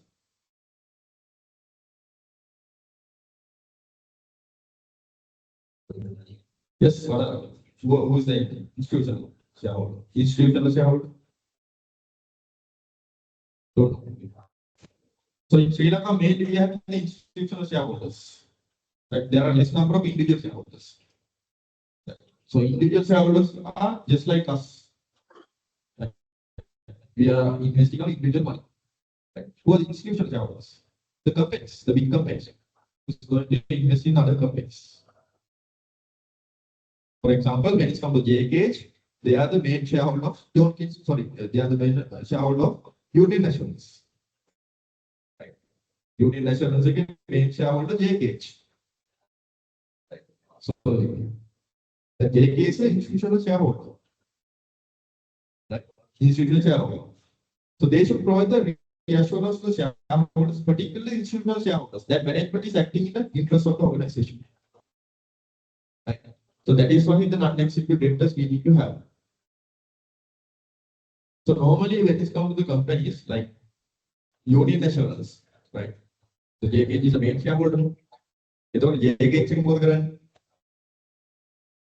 Union Nationals again board decisions got the JKH එකට දැනගන්න ඕනේ ඒගොල්ලෝගේ interest එක achieve වෙනවා.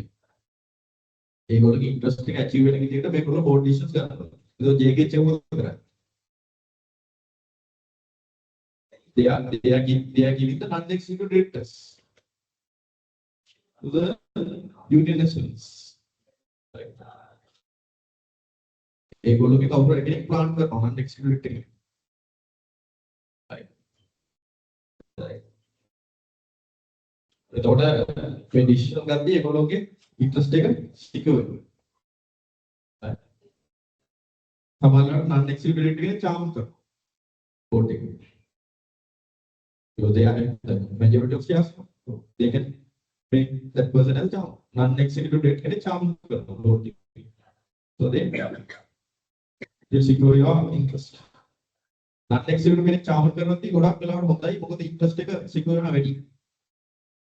Right. Rather than having executive director as a chairman.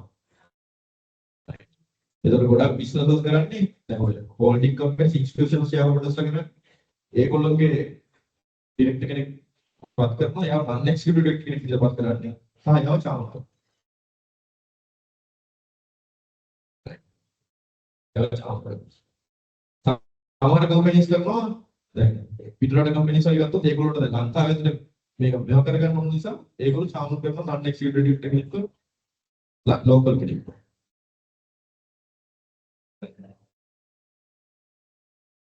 They again strategies down companies, institutional shareholders.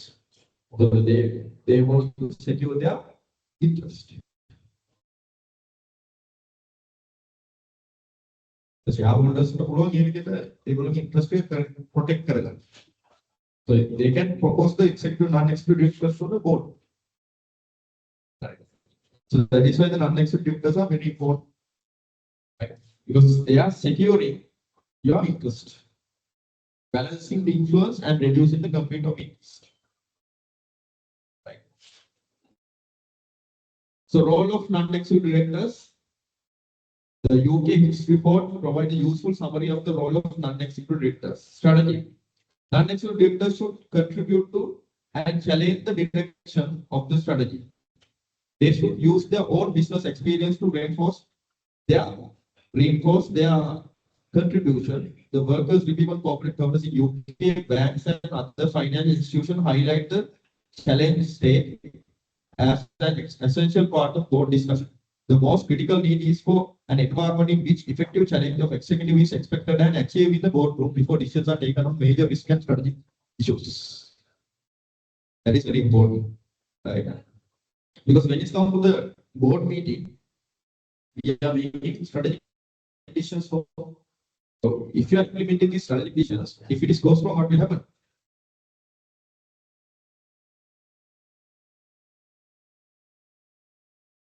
You need to have a good discussion with the board members.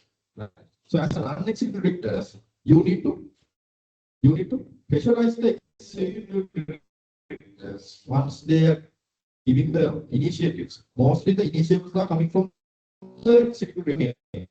They go to අපි මේ විදිහට project එකක් මේ විදිහට ඇක්විෂන් එකකට අපි අලුත් product එකක් ගන්නවා. මේක අපිට කම්පියුටර් කෙනෙක් කියනවා. ඒකට අපි මේවා ගන්න මෙහෙම කරනවා.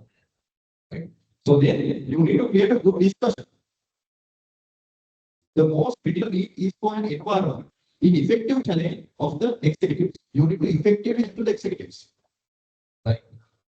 It is expected and achieved in the boardroom before decisions are taken on major risk and strategic issues. Before these decisions taking a major risk and issues, so you need to effectively engage with this decision as a non-executive director. You need to challenge the executives, right? And you need to get a good decision, right? So that is one role you are having, right? And security, non-executive directors should effective management in meeting goals and objectives and monitor the reporting of performance. They serve the shareholders' interest to ensure agency issues don't arise to reduce shareholders' spending. Right.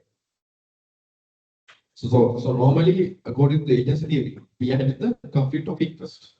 Right? When everybody is working for their interest and shareholders are having the different interests. As an non-executive directors, you need to ensure that this management are working to achieve the shareholders' interest and reducing the conflict of interest. So that is why they are overlooking their work. For example, they are having the audit committee. Right? In audit committee, we are having the non-executive independent directors. They are overlooking the work of the management. Right? And we are having the nomination committee. We have the remuneration committee. Right? So from these committees, what they are doing? They are ensuring that the company's management is working towards to achieving the shareholders' interest. Shareholders' interest.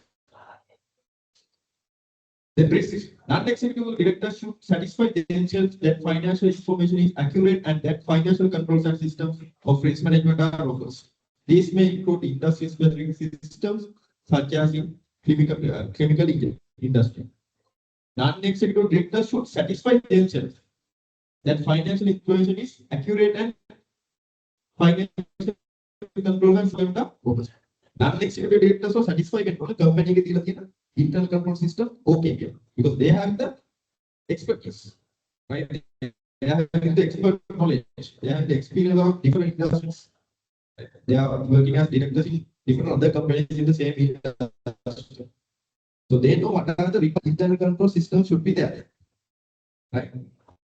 So therefore they have to satisfy with the company's existing controls.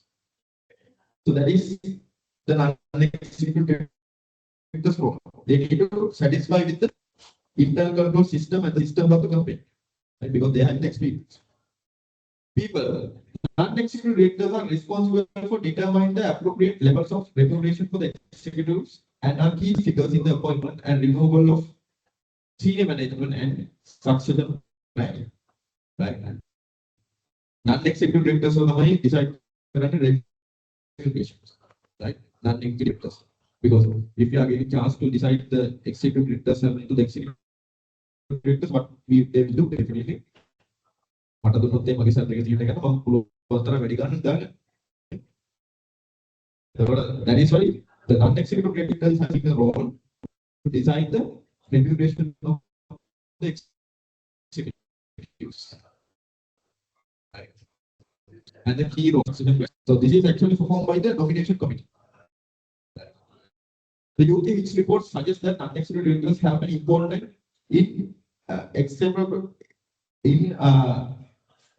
escapable relationship with the shareholders, right? So that is very important because the directors and the shareholders need to have a kind of a relationship. Panel and the non-executive director and අනිවාර්යයෙන්ම shareholders එක්ක relationship එකක් තියෙනවා. So normally this actually happening because as I mentioned before, the institutional shareholders they are appointing their people to the non-executive directors. So they are having kind of a direct relationship with the shareholders, which recommends that one or more non-executive directors should take direct responsibility for shareholders' concerns and should attend regular meetings with the shareholders. That is very important. So you need to have some meetings with the shareholders and you need to address the shareholders' concerns. You need to take the shareholders' concern to the board. One method of enhancing the contribution of non-executive directors is to appoint one of the independent non-executive directors, senior independent director, to provide sounding board for the chairman and to serve as an intermediary for the other directors and shareholders if they have concerns they cannot resolve through other channels. Right? So this is one way. Independent non-executive director as a senior independent director.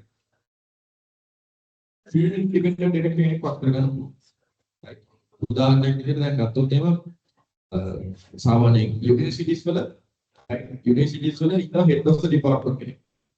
right? දැන් ඔයගොල්ලෝ ඉන්නනේ head of the department. Mrs. Nishantini is there. Business analytics department. Right? So එයාට උඩින් සාමාන්‍යයෙන් ඉන්න senior member කෙනෙක්. Professor කෙනෙක්. That professor can influence the head of the department. Give him some opinions. හැබැයි ව්‍යාපකයෙන්ගේ බලය තියෙන head of the department. හැබැයි එයාට influence කරන්න පුළුවන්. So likewise we can have senior independent director to provide a sounding board for the chairman. chairman පොඩ්ඩක් influence කරන්න පුළුවන් senior director කෙනෙක්ව දාන්න පුළුවන්. senior independent director කෙනෙක්ව දාන්න.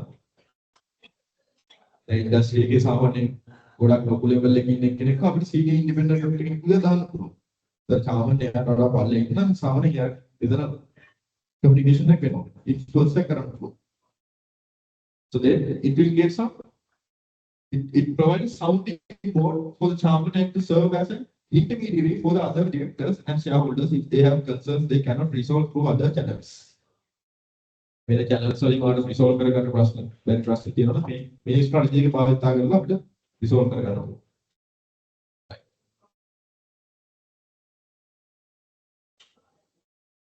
Right. So these are the characteristics of non-executive directors. Uphold the highest ethical standards of integrity and probity. Right. So you need to be ethical when you're doing something. Right. Even though you are non-executive directors, you need to be ethical. Right. And support executive in their leadership of the business while monitoring their conduct. Right. And question intelligently, debate constructively, challenge rigorously, and decide dispassionately. Right? Right? Again, සාමාන්‍ය non-executive director කෙනෙක් වුණාට පස්සේ මොඩේ එකක හැස්සෙන්න හොඳ නැහැ. Meeting එකට ගියාට පස්සේ. right? නිකන් ඕන නැති ප්‍රශ්න අහනවා. right?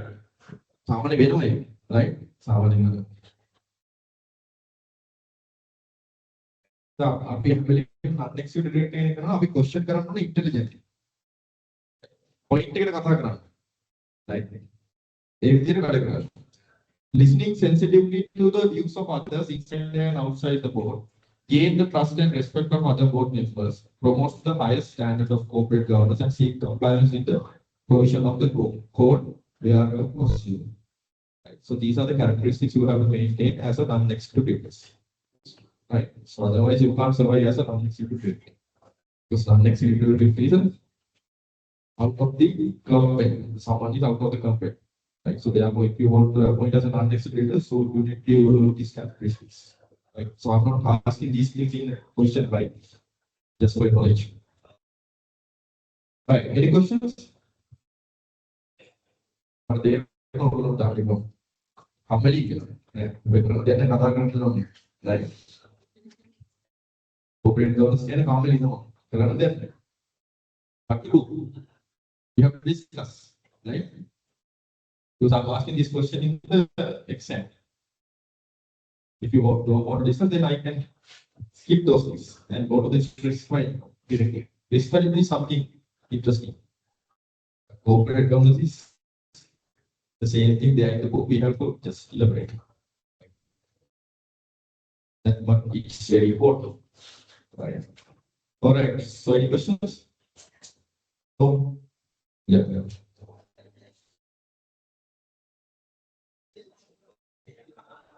I don't know.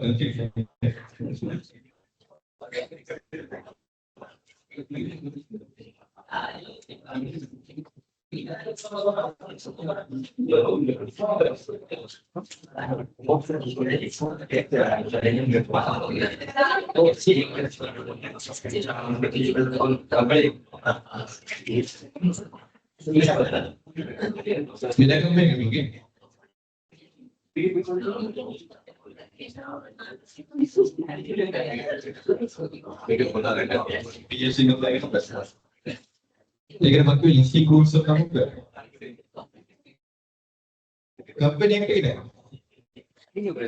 company yang kena book ya right good question right ya anak dengan halo managing director kita sorry chairman tu kau FG kena kena benda Lanka rules tu nak boleh kau tak dengan malu itu ada ikan company PLC company tu kan right if you want to become a listed in the Colombo Stock Exchange, definitely you need to have two different people in that position. BSAA company, you can't do it. But when it's about private limited companies, you can do it. Because private limited companies, how we are going to start a fighting with only one shareholder? You can start a private limited company. So there is a one shareholder, then definitely it will become a chairman at the EU. There's no requirement in the company side. But in the corporate governance codes, there are requirements. You need to have a CEO chairman duality. But since the corporate governance codes are not legal, it's not essential to do. If it is legal, then you have to do. Otherwise, you have to penalize. The legal, the concerns are there. But if you have a PLC company, definitely you can't, right? Because if you want to become a PLC company, you need to list it in the stock exchange. So under the listing rules, you can't have the two different people. You need to have two different people to both questions. Clear? Clear? Any questions? Yes, sir. So what is the meaning by non-executive director and independent non-executive director? What is the difference between that? Yeah. Good question. I have explained this last week. So when it comes to the non-executive independent director, they are basically involved with the managerial decisions or managerial work, day-to-day work, independent non-executive. Some non-executive directors can become unindependent because we are hiring some non-executive directors to perform a job in the company. For example, let's say we are having a legal case, right? To deal with that legal case, we don't have expertise in our board. So what we can do is we can hire a non-executive director to perform that job. So now he's not becoming independent. So that's how the non-executive director will not become independent. Right?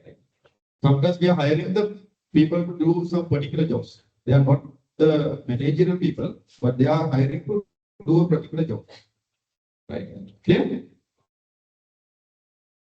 Is it clear? Okay, sir. Thank you. Thank you, sir. Yeah.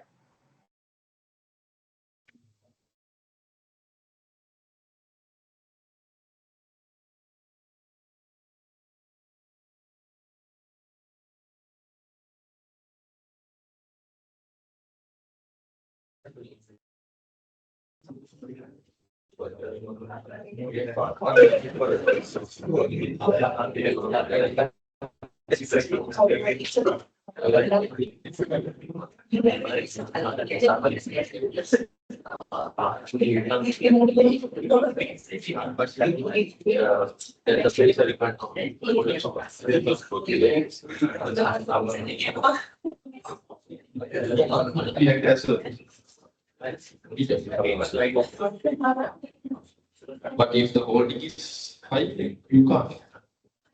For example, you are in a subsidiary company. The question is, the one company, there's a direct, the one company is audited by a auditor. That audit, the same auditor is a director in another company, which is a kind of a holding company of subsidiary company of that company. Right? It's actually breaching the independence. You can't do like that. You have to because holding company audit करने के ना hold अनेक subsidiary company की director ने क्या नहीं I don't think.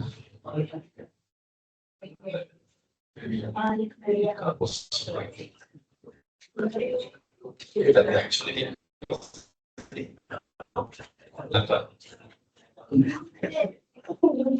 holding को if it is a holding company, then partner को होना बिना आधार नदी company का director नहीं audit partner को मे company audit करने वाला ताऊ company के director नहीं that's okay.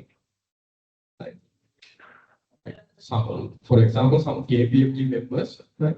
So they are doing the audit in different companies, but they are holding the director position in different companies. That we can do if it is not breaching the independence. But when it's not the holding company, you can't. As independence is there. So when it comes to holding companies, you have to prepare the what they call the consolidation as well. So you can't do it. What you have to do is you have to look at the holding, whether it's a holding company or not. Yes, any questions? Any other thing to clarify? Guys, any questions? Fine. All right, so let's have a break. Only for 10 minutes now, because we are late now. Only for 10 minutes. And Prakash, right? Yeah. Prakash has sent me a book list of 70 books. 70 books. So I thought that I am reducing that number because if I'm going to take the presentation for 70 books, someone not almost right? Group the take some of product groups. They can have one minute command. Whatever the list again. Groups are the other. Okay.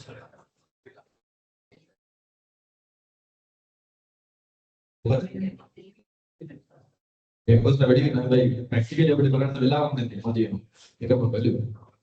Then our group that you know, our extension group that you know, groups get the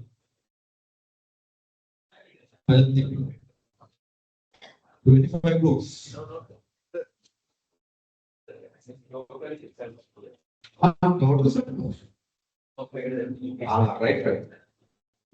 Right. Okay. So then we can have 2 days of presentation. And the online people? Yeah. Yeah. Okay. So it gives 30 minutes to 70. Yeah.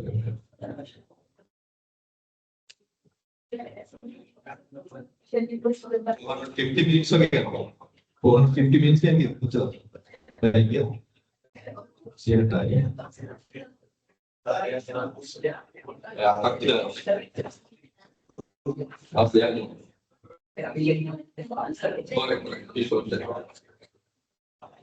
Then I'll wait 2 days to do the presentation. All right, so let's have a taking straight now.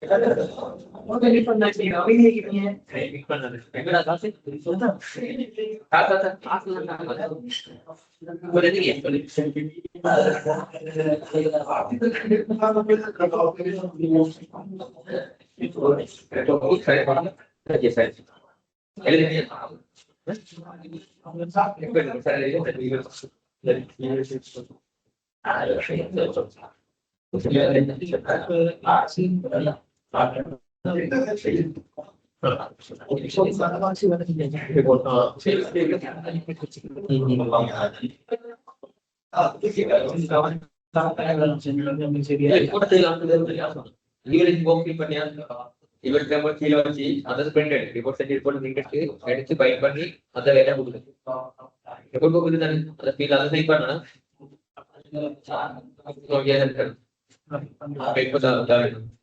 Sign பண்ணி சொன்னா அப்ப sir sign வாங்கி நீ வாங்கி feel பண்ணுறீங்க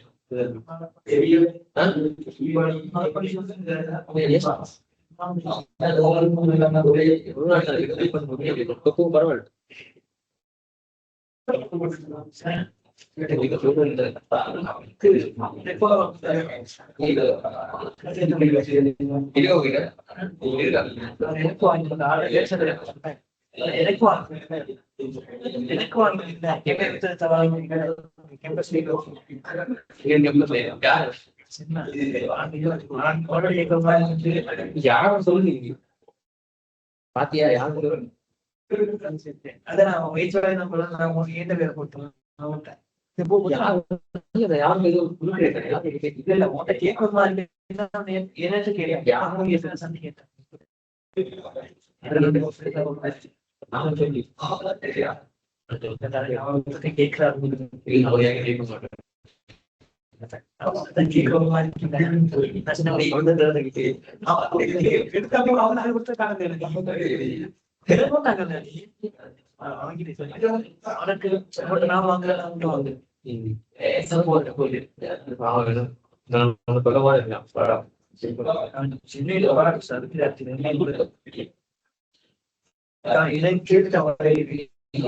சத்தியமா எனக்கு இல்லன்னு சொல்லிக்கல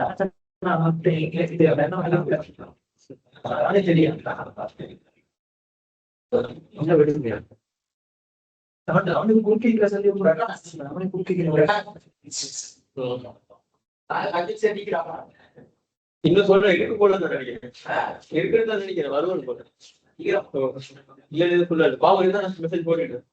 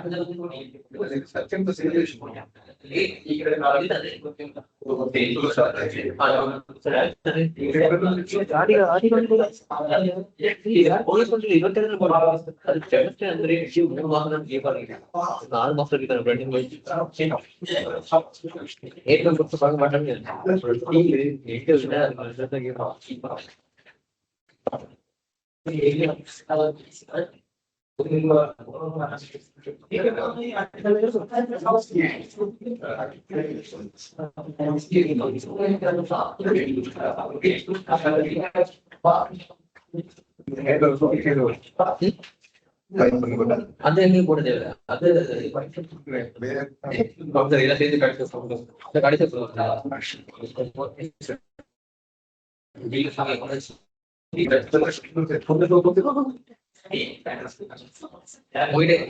இருந்தா போடு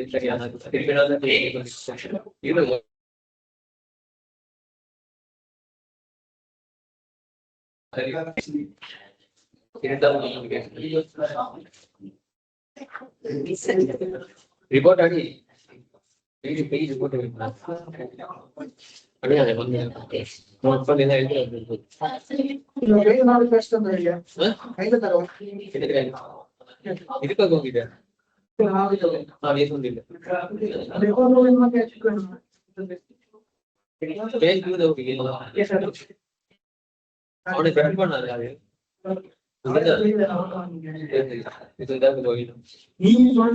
நான் சொல்றேன் இல்ல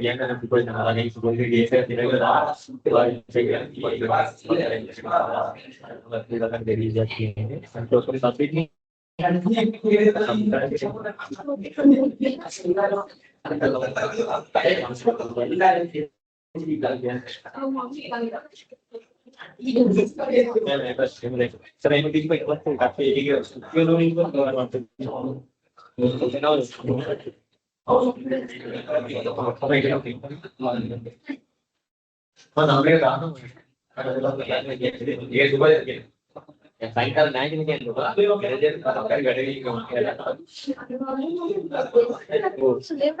Ini kamu juga tahu, harus kita sebenarnya yang kulit memang di surat itu. Ini kulit dia kan tidak boleh memang dari pada sini. Tapi ini mana yang kita katakan.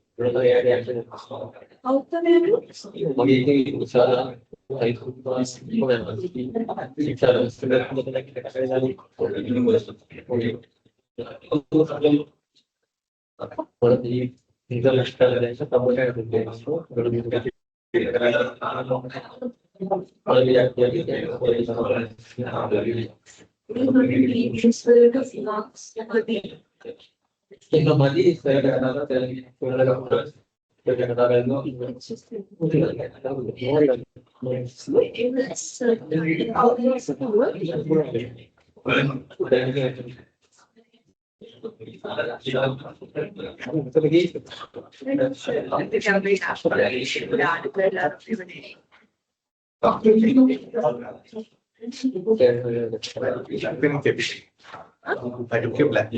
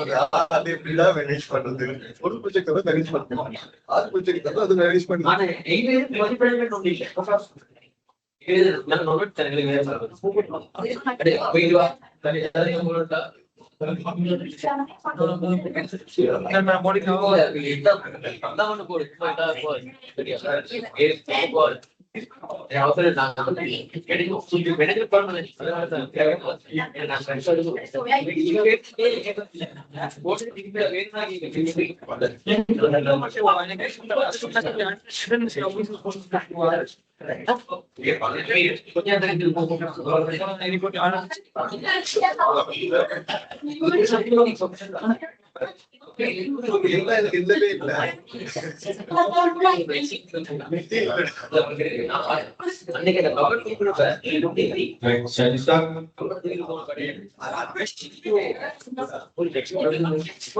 shall we start?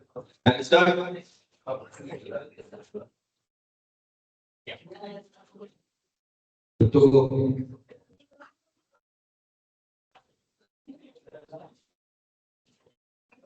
right. So this is the example question, right? When it's come to the non-executive directors, this question I will ask in your examination. So you need to write the advantages and the disadvantages of the non-executive director, right? So first of all, I'm moving into the advantages, right? Experience and knowledge. What do you mean by that? Experience and knowledge. So when you have the non-executive directors, so we are appointing non-executive directors with some experience and with some different knowledge, right? So because they are having different experience in different sectors, different industries, and different other companies, right? So they can give that experience and knowledge to their company, this company, right? So that's the kind of advantage to us. And the perspective, the different perspectives are there. Right. Different perspectives are there because they are dealing with other companies as well. Right. They are not only directing our company, but other companies are they are having different perspectives.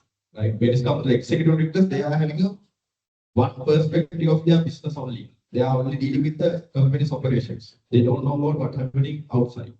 But when it comes to non-executive directors, they have a different wider perspective. They are working in different companies. They know how the environment is behaving. Right. So the perspective is kind of advantage. for the directors, so the non-executive director.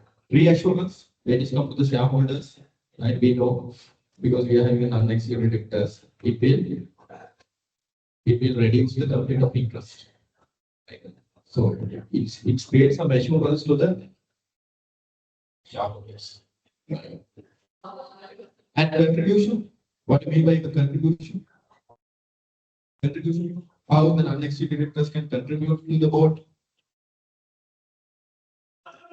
So when it comes to non-executive directors, what the most important part is the independent thing. Right? Because they are independent. So because of this independent, what they can do, they can contribute to the board. Like if there is a something goes wrong in the board, so they can basically remove the chairman. They can remove the executives. They can pressurize to remove the executives. Right? So that is how they are contributing to the board. It's an advantage. Right? And dual roles. What are dual roles they are filling? Dual roles. And executive directors. One role is they are board members, fully board members. That's their role. Right. Other one is they are coming from the outside. Right. Right. They are coming from the outside and they are representing the committees. Right. So that's kind of a dual role they have. Through that, we can create some advantages. Right. So we will discuss this in detail. And I'm going to there's a document. Right. And disadvantage, lack of independence. What do we mean by lack of independence? Lack of independence.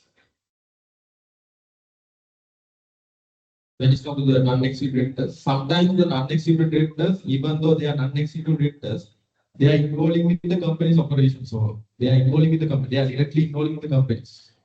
So sometimes the independence is not there. Right? Right.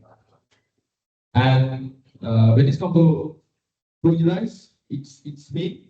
They are having a kind of a legal sort of disadvantages, right? When it comes to the what do you call the board, right? Sometimes the executive directors are having a more power, right? So the non-executive directors actually their views are not accepted, right? Some disadvantages can be there. Preference of best directors, right? Preference of best directors. What do you mean by that? What do you mean by that? And enforcing views, prevention of problems, time available, weekly opportunity. Right. So these are the disadvantages. So let's look at the examples. So I have the document.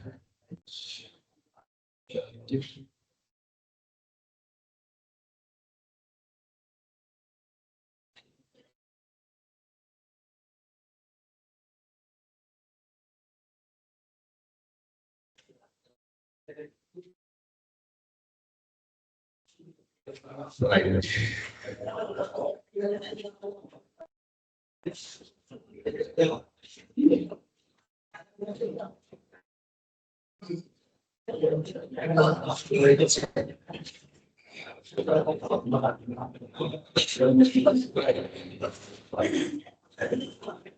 This same question I will ask in your examination, right? So what are the advantages and disadvantages of non-executive? So you need to explain with examples, right? So first one we have discussed the experience and knowledge, right?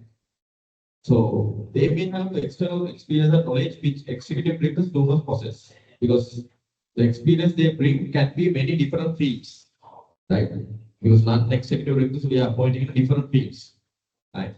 They may be executive directors of other companies and have experience of different ways of approaching corporate governance, internal controls or performance assessment. They can also bring knowledge market within which company operates, right? Right? Because they are involved with different other companies as well. So they have a different knowledge, different experience. So that experience will matter, right? Then perspective. Non-executive directors can provide a wider perspective, as I explained to you before. Wider perspective is there. Their perspective is wider than the executive directors, because executive directors are stick with the company's operation, internal operation. But when it's from non-executive directors, they are dealing with other companies as well, right? And other environment factors as well. So the wider perspective is there. Reassurance, good non-executive directors are often the comfort factor of third parties such as investors or creditors. As we explained, when it comes to institutional shareholders, they are appointing the non-executive directors, right? Because they need to have some sort of comfort to ensure that their interest is secure, right? So they are, if you are having a good non-executive directors, they are, we call it as comfort factors for the investors or other stakeholders. Right. Then the contribution, right? Right. Certain roles non-executive directors are well suited to play.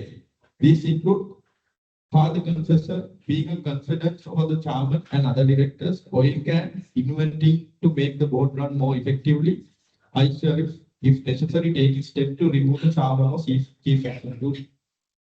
executives, right? So such kind of a way you can contribute to the board as an non-executive director. ඔයාට පුළුවන් ඕනනම් board චාපරව අයින් කරන්න දායක වෙන්න executive සාරික මොකක් කරන්නත් ඒගොල්ලෝ අයින් කරන්න නැත්නම් ඔයිල් කෑන් එකක් විදිහට වැඩ කරන්න කියන්නේ කම්පැනි එකේ බෝඩ් එකේ රන් ඉෆෙක්ටිව්ලි රන් වෙනවද කියන එක බලන්න ඉෆෙක්ටිව්ලි රන් වෙනවා කියන එක රෙස්පොන්සිබල් ඔයා ඒ විදිහට you can contribute to the board as an non-executive disadvantage. Then dual role. The most important advantage perhaps lies in the dual nature of the non-executive director role. Non-executive directors are fully board members. They are full board members, non-executive directors, who are expected to have the level of knowledge that full board membership implies. At the same time, they are made to provide the so-called strong independent element. Like they have the independent element other than the executive directors on the board. This should imply that they have the knowledge and detachment to be able to monitor the company's strategies and affairs effectively. In particularly, they should be able to assess fairly the remuneration of executive directors when serving on the remuneration committee. Be able to discuss knowledgeable with auditors the affairs of the company on the audit committee, and be able to scrutinize strategies for excessive risks. Right. So they are performing dual roles. One is they are full board members. That means through the board, they are providing the strategic direction of the company. The next role is they are working as a monitoring body, right? Monitoring part they are performing. They are working in the audit committee. They are working in the remuneration committee. So they can do the monitoring part as well because they have the independent factor, right? So that is one of the advantages because they are performing a dual role, full board membership with the monitoring part, right? Clear?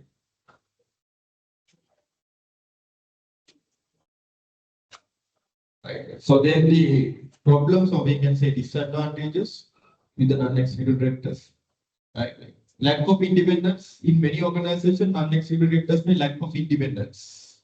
There are in practice the number of ways in which non-executive directors can be linked to the company as suppliers, customers, for example. Even if there is no direct connection, potential for the non-executive directors are more likely to agree to serve if they admire the company's chairman or its way of operating. So this is actually a kind of a concern in Sri Lanka as well, right? So even though we have the non-executive independent directors, so most of the independent directors are not independent, right? It's a kind of a problem. Because normally in the industry, right, the industry ගත්තොත් එක සාමාන්‍ය එකම පුද්ගලයෝ තමයි මේ non-executive independent directors වගේ ඉන්නේ. right එකම set එකක් තමයි ඉන්නේ. right එකම set එකක් තමයි ඉන්නේ. ඒතකොට ඒගොල්ලෝ සමානවට තව company එකක director කෙනෙක්, right, තව company එකක chairman කෙනෙක්, right, මග්ගුවා කරන අපි ගත්තොත් එහෙම ඒකේ director කෙනෙක් chairman කෙනෙක් මග්ගේ board එකට පැත්තේ එයා company 18ක director කෙනෙක්. Companies 18ක directorship එක අරන්.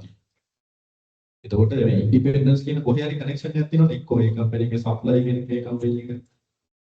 එක්කෝ customer කෙනෙක්. Right. So there's it's not a direct connection, but there's a indirect connection also there. So then it is reaching the independence. Right. Even though we are saying he is an independent non-executive director, sometimes most of the time he's not. Right. So that is a kind of a disadvantage. Yeah. Right. Then there may be a group in certain companies against widening the recruitment of non-executive directors to include people proposed other than by the board or include stakeholder representatives. Right. Right. So normally what will happen is when you are appointing the directors, non-executive directors, right? Normally it's coming through the suggestion from the existing directors. Right. Then in the directors like normally here the have been non-executive director in the council board director. Right. So then there is a problem. Right. Preference of best directors. Right. So we call some people are best directors. For example, let's say Dominic Berra is one of the best directors you can have. Right. Not with him regarding his political things, but he's a good director. Right. So he's not actually going for a small companies. Right. Actually, the best directors votes by the small companies. But the best directors are moving to the big companies. That's the issue. Best directors are moving to the best companies. They are not going for the small companies to develop. Right. So when it comes to non-executive directors, it's very difficult to appoint non-executive directors for the small company, the best non-executive director to the small company. It's very difficult because when it comes to the best directors, they are looking at the remuneration. If you are a best one, you're looking at the remuneration. Right. So that is why the Kusal Mendis is coming to the Gujarat Titans, right? From the BSAA. Right. He's playing for the Pakistan Premier League. Then suddenly he got the chance to come to the IPL. Right. So miracle make it.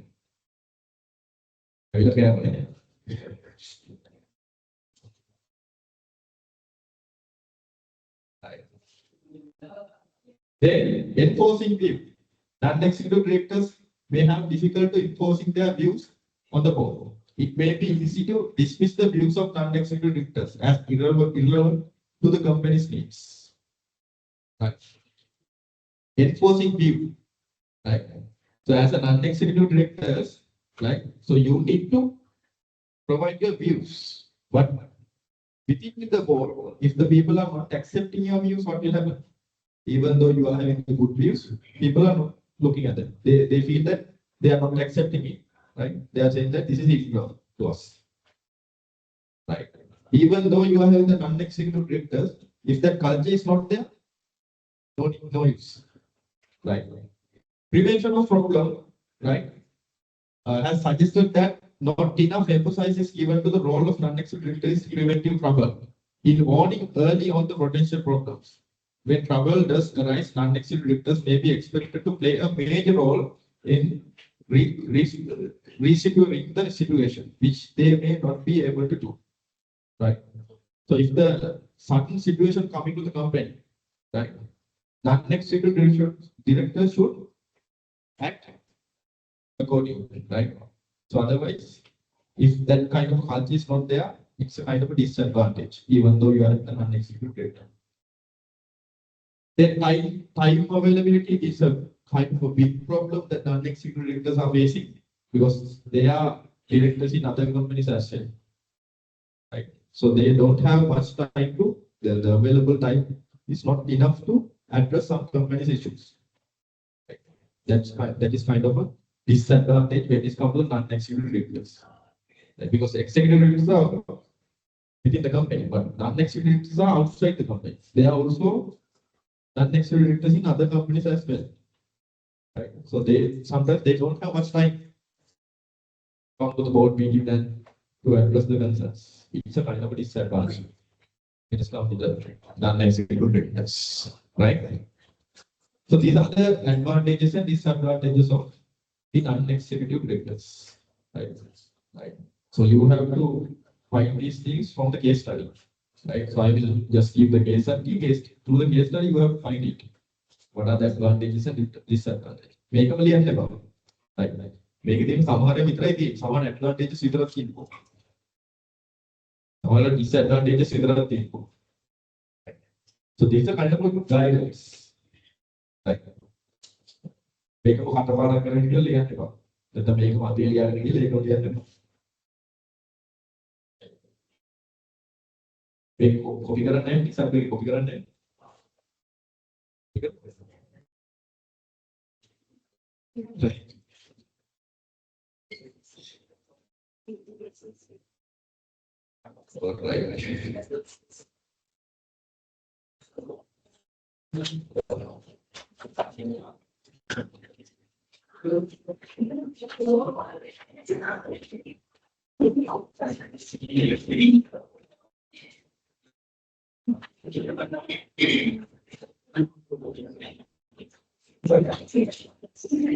memang ini siapa yang kok saya kopi kerana answer saya kopi kerana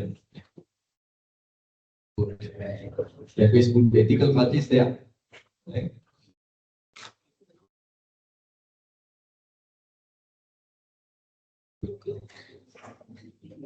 Ukurana ඥාන කොටි කියලා ගත්තේ.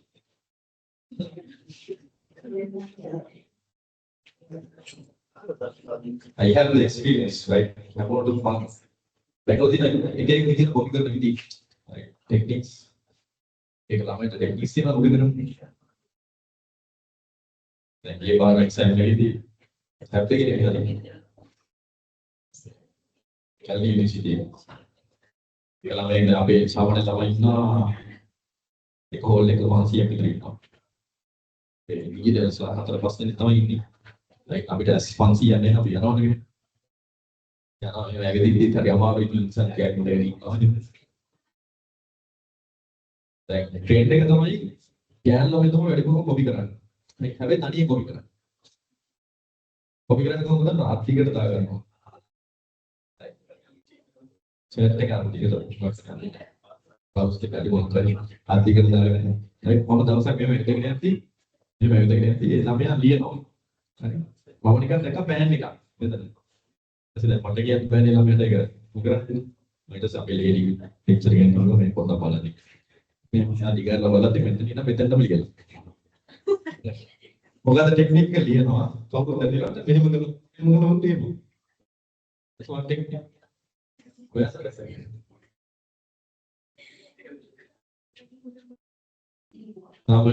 අපි කොල්ලෝ දිහා ගාම හැම වෙලෙම සැකමුසු බොයි බලන්න. කොපි කරයි. ඔය ගෑන් ළමයි දර වැඩි කරනවා. නෑ. අමර කට්ටිය කොණ්ඩ කට්ටිය ගන්න කරනවා. පොඩි. අපි කියනවා ඒක ඥානපටි කියලා. රයිට්. කැම්පස් එකේ ඥානපටි කියලා. ඥානපටි. ඥානෙ විතර පටි. ඔකේ කොලෙජ් ගෑන් එක ලියාගෙන ඉන්න ඒක කොණ්ඩ කට්ටිය කොණ්ඩ බිල්ලා දෙයි. අර ඉරේස් එක ලියාගෙන. those are the days.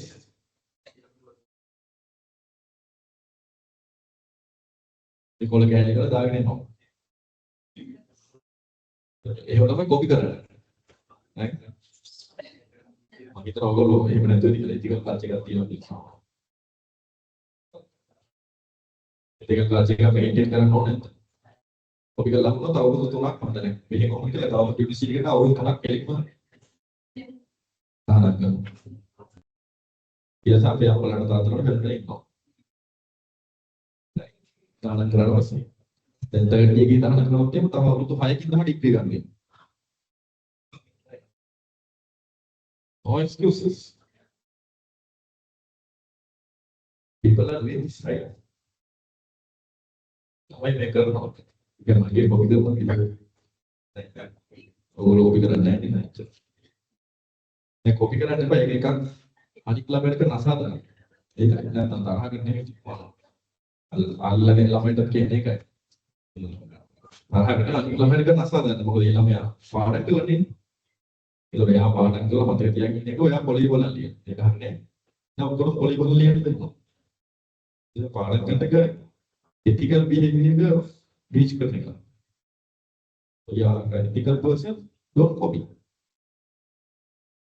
ඊට වඩා හොඳයි ලියන්න නැතුව ඉන්නවා. ඔය කල් ලියන්නේ.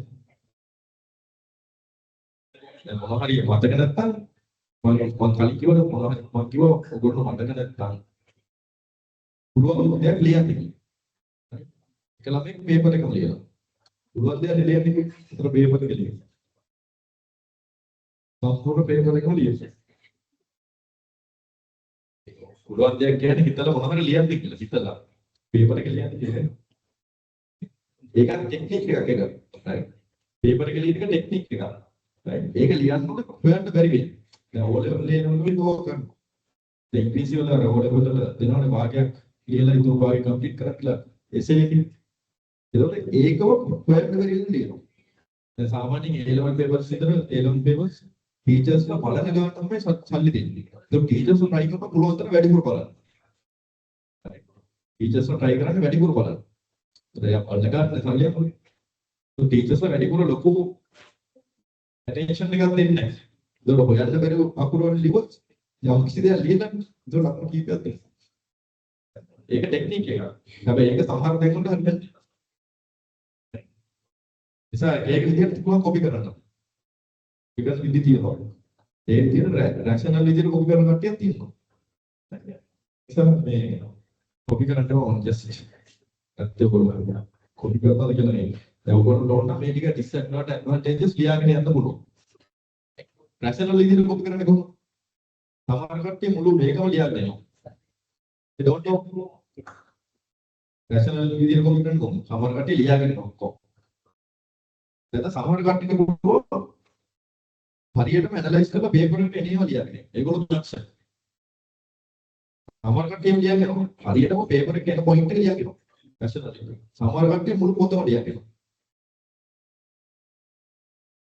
නිසා කොපි කරනෝනේ එක සැරයක් මට වුණා හරියටම පේපර් එකේ තියෙන පිළිවෙලට කියන්නේ සාමාන්‍ය පේපර් එක අහන ප්‍රශ්න හරියට ලියාගෙන තියෙනවා. මම ඔයාලට මෙච්චර ඇනලයිස් කරන්න පුළුවන් ඒක මේක පාඩම් කරේ නැත්තේ. ඔයාලට පේපර් එක ඇනලයිස් කරන්න පුළුවන්. මේ වගේ ප්‍රශ්න එනවා කියන්නේ දැන් ඔය චාර්ටර්ඩ් එක්සෑම්ස් ලියන්න ගත්තොත් ඔයාලට අනිවාර්යයෙන්ම ඔයාලට තියෙන්න ඇබිලිටි එක ඒක පේපර් එක ඇනලයිස් කරන්න. පාස් පේපර්ස් බලනකොට ඔයාලට තේරෙනවා මොන ෆ්ලෝ එකකට දෙන්නේ කියලා. ඔය ප්‍රොෆෙෂනල් එක්සෑම් එකනේ එතකොට ඔයගොල්ලෝ වැඩට යනවා කියලා දන්නවා. වැඩට යනවා ඔයාලට මේ වැඩේ විතර නෙවෙයි තියෙන තව වෙන වැඩක් තියෙනවා. කියන එක එක්සෑම් එක දන්නවා. දැන් මම පේපර් එකක් කරනවා මම දන්නවා ඔයගොල්ලන්ට මේ වැඩ යන්න තව වෙන තියෙනවා කියලා. මේක ටයිම් 24 මේක නෙවෙයි කරන්නේ.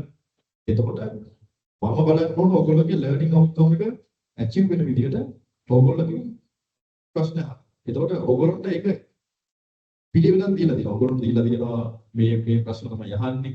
හරි මේවා තමයි ලර්නින් අවුට්කම්ස් මේකේ. ඒක ලර්නින් අවුට්කම් ඇචීව් වෙන්න තමයි ක්වෙස්චන් එක අහන්නේ. දැන් මට අනිවාර්යයෙන්ම හරියට බලුවොත් මට ඇනලයිස් කරලා පේපර් එක කියන්න පුළුවන්. ඔය හරියට පාඩම් කරනවා. The professional level exams වලට මේ වගේ exams වලට පාඩම් කරන්න ඕනේ නැහැ. You need to analyze. Right? You need to analyze. So that ability you need to develop. දැන් මේක පාඩම් කරන්න කිව්වොත් corporate governance මේක කරන්න බෑ. මොකද I'm giving the case studies. Right?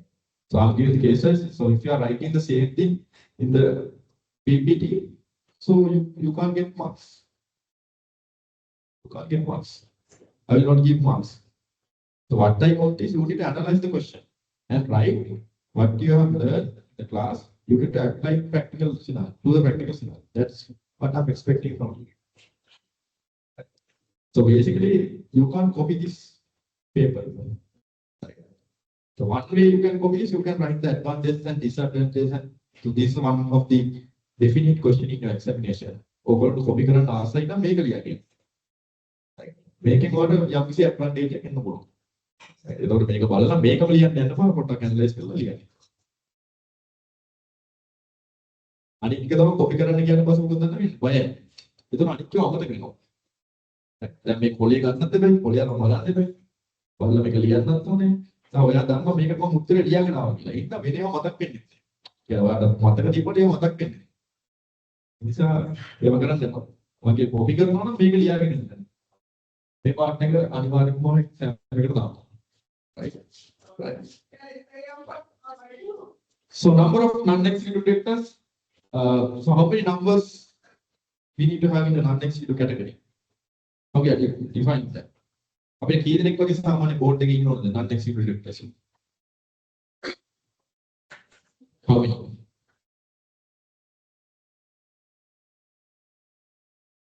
Okay. Generally,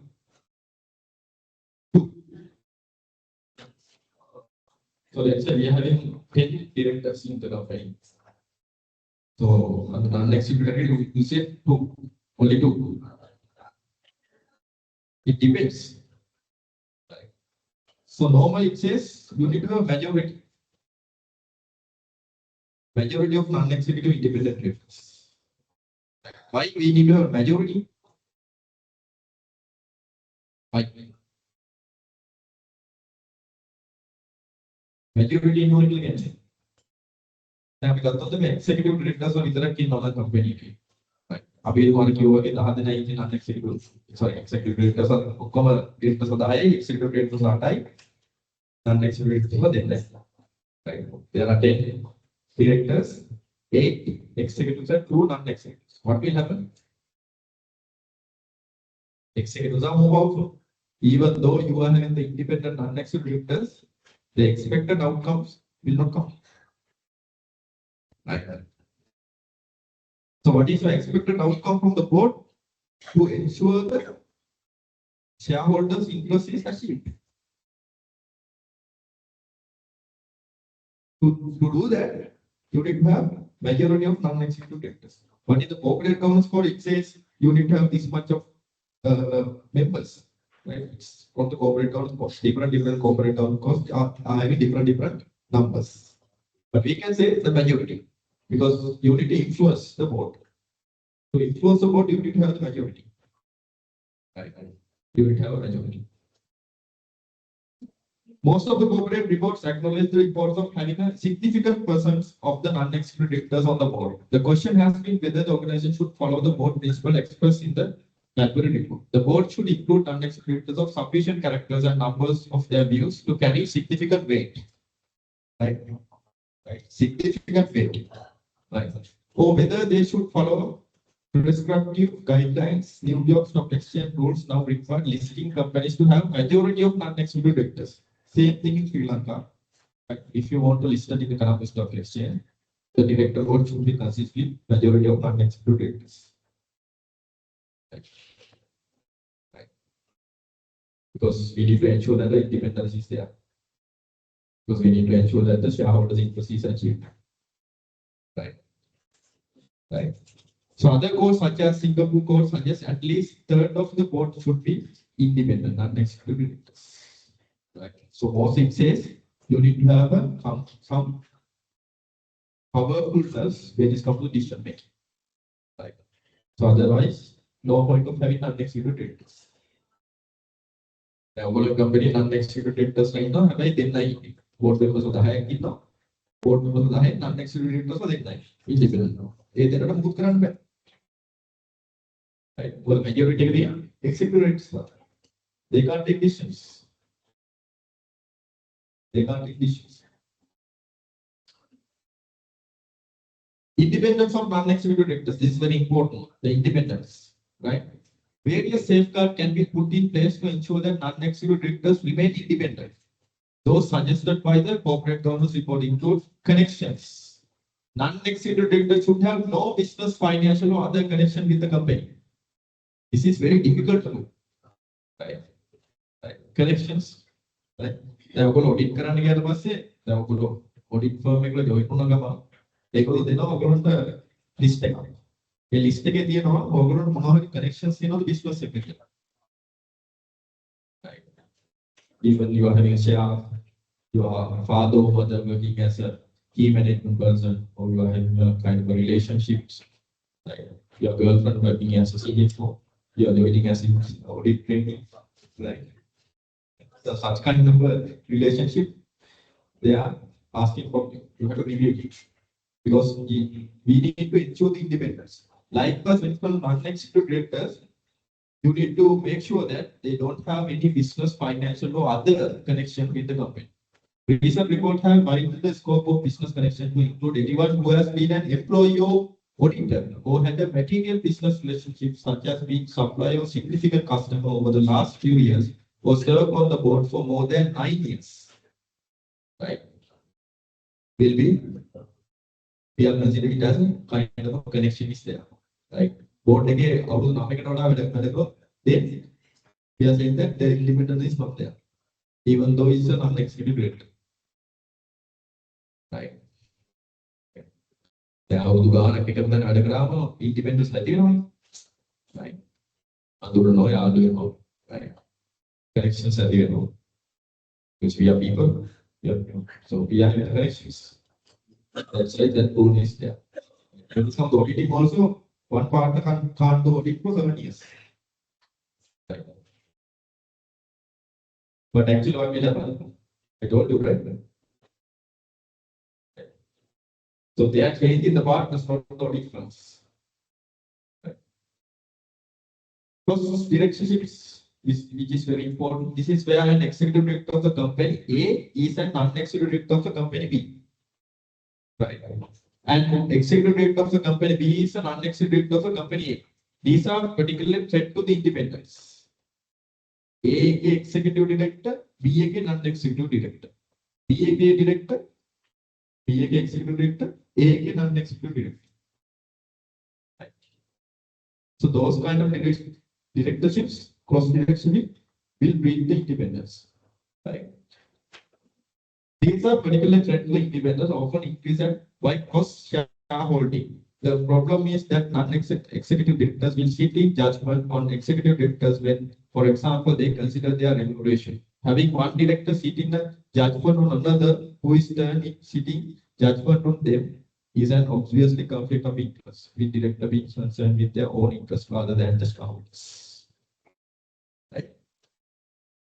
Why we have the non-executive directors? To protect the interests of the shareholders. So if you are not having independence, what will happen? They are not acting according to the interests of the shareholders. Right. Right. So we need to look at the connections, then we need to look at the cross directorships. Right. Then share options. Whether we have the shares. They should not take part in share option schemes and their service should not be questionable. To maintain their independent status, this is intended to help ensure non-executive directors detachment from the executive directors and means that they can offer advice and scrutiny that is not influenced by an interest in the company's share price in the short term. Right. Because as a director, right, if I'm a director in a company, right, non-executive director in a company, I know how the share price is behaving. Right. Then the information is there or not. Then we know board එක decision එක ගන්න යනවා. Company එක ලොකු investment එකකට යනවා කියන්නේ. Right. The board එක ඇතුලේ තමයි decision එක ගන්න අපි ඉස්සරහ ගන්න යනවා. එතකොට දැනට company එකේ share price එක අපි හිතමු රුපියල් 10යි කියන්නේ. Right. ඒතර ඔය අනිවාර්යයෙන්ම දන්නවා මේ decision එක ගත්ත ගමන් මේ share price එක up වෙනවා. Right. So as a director I can invest the company in the company because I have the information. Right. I have the internal information. Right. So ගොඩක් කරලා investors කරන්නේ internal information grab කරනවා. ඒකට වැඩේ වෙන්න කලින් කියන information එක දන්නවනම් you can take the benefits. දැන් dividend propose කරන්න යනවා කියලා board එකේ කතා වෙද්දිම අපිට පුළුවන් shares ගන්න. ඒතර මේක එළියට ආවට පස්සේ තමයි share price එක උඩට යන්නේ. එතකන් share price එක යට තියෙන්නේ. Right. So if you have more information, internal information, you can get more gains. Right. So as a director, you should not take part in share option schemes.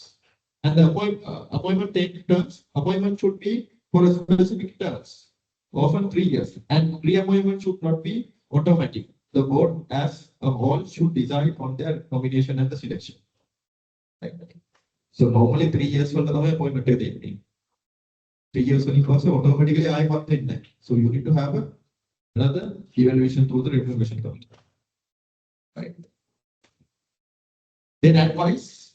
Procedures should exist whereby non-executive directors may take independent advice at a company's expense if necessary. This helps the non-executive directors gain outside objective advice on areas of concerns. Right.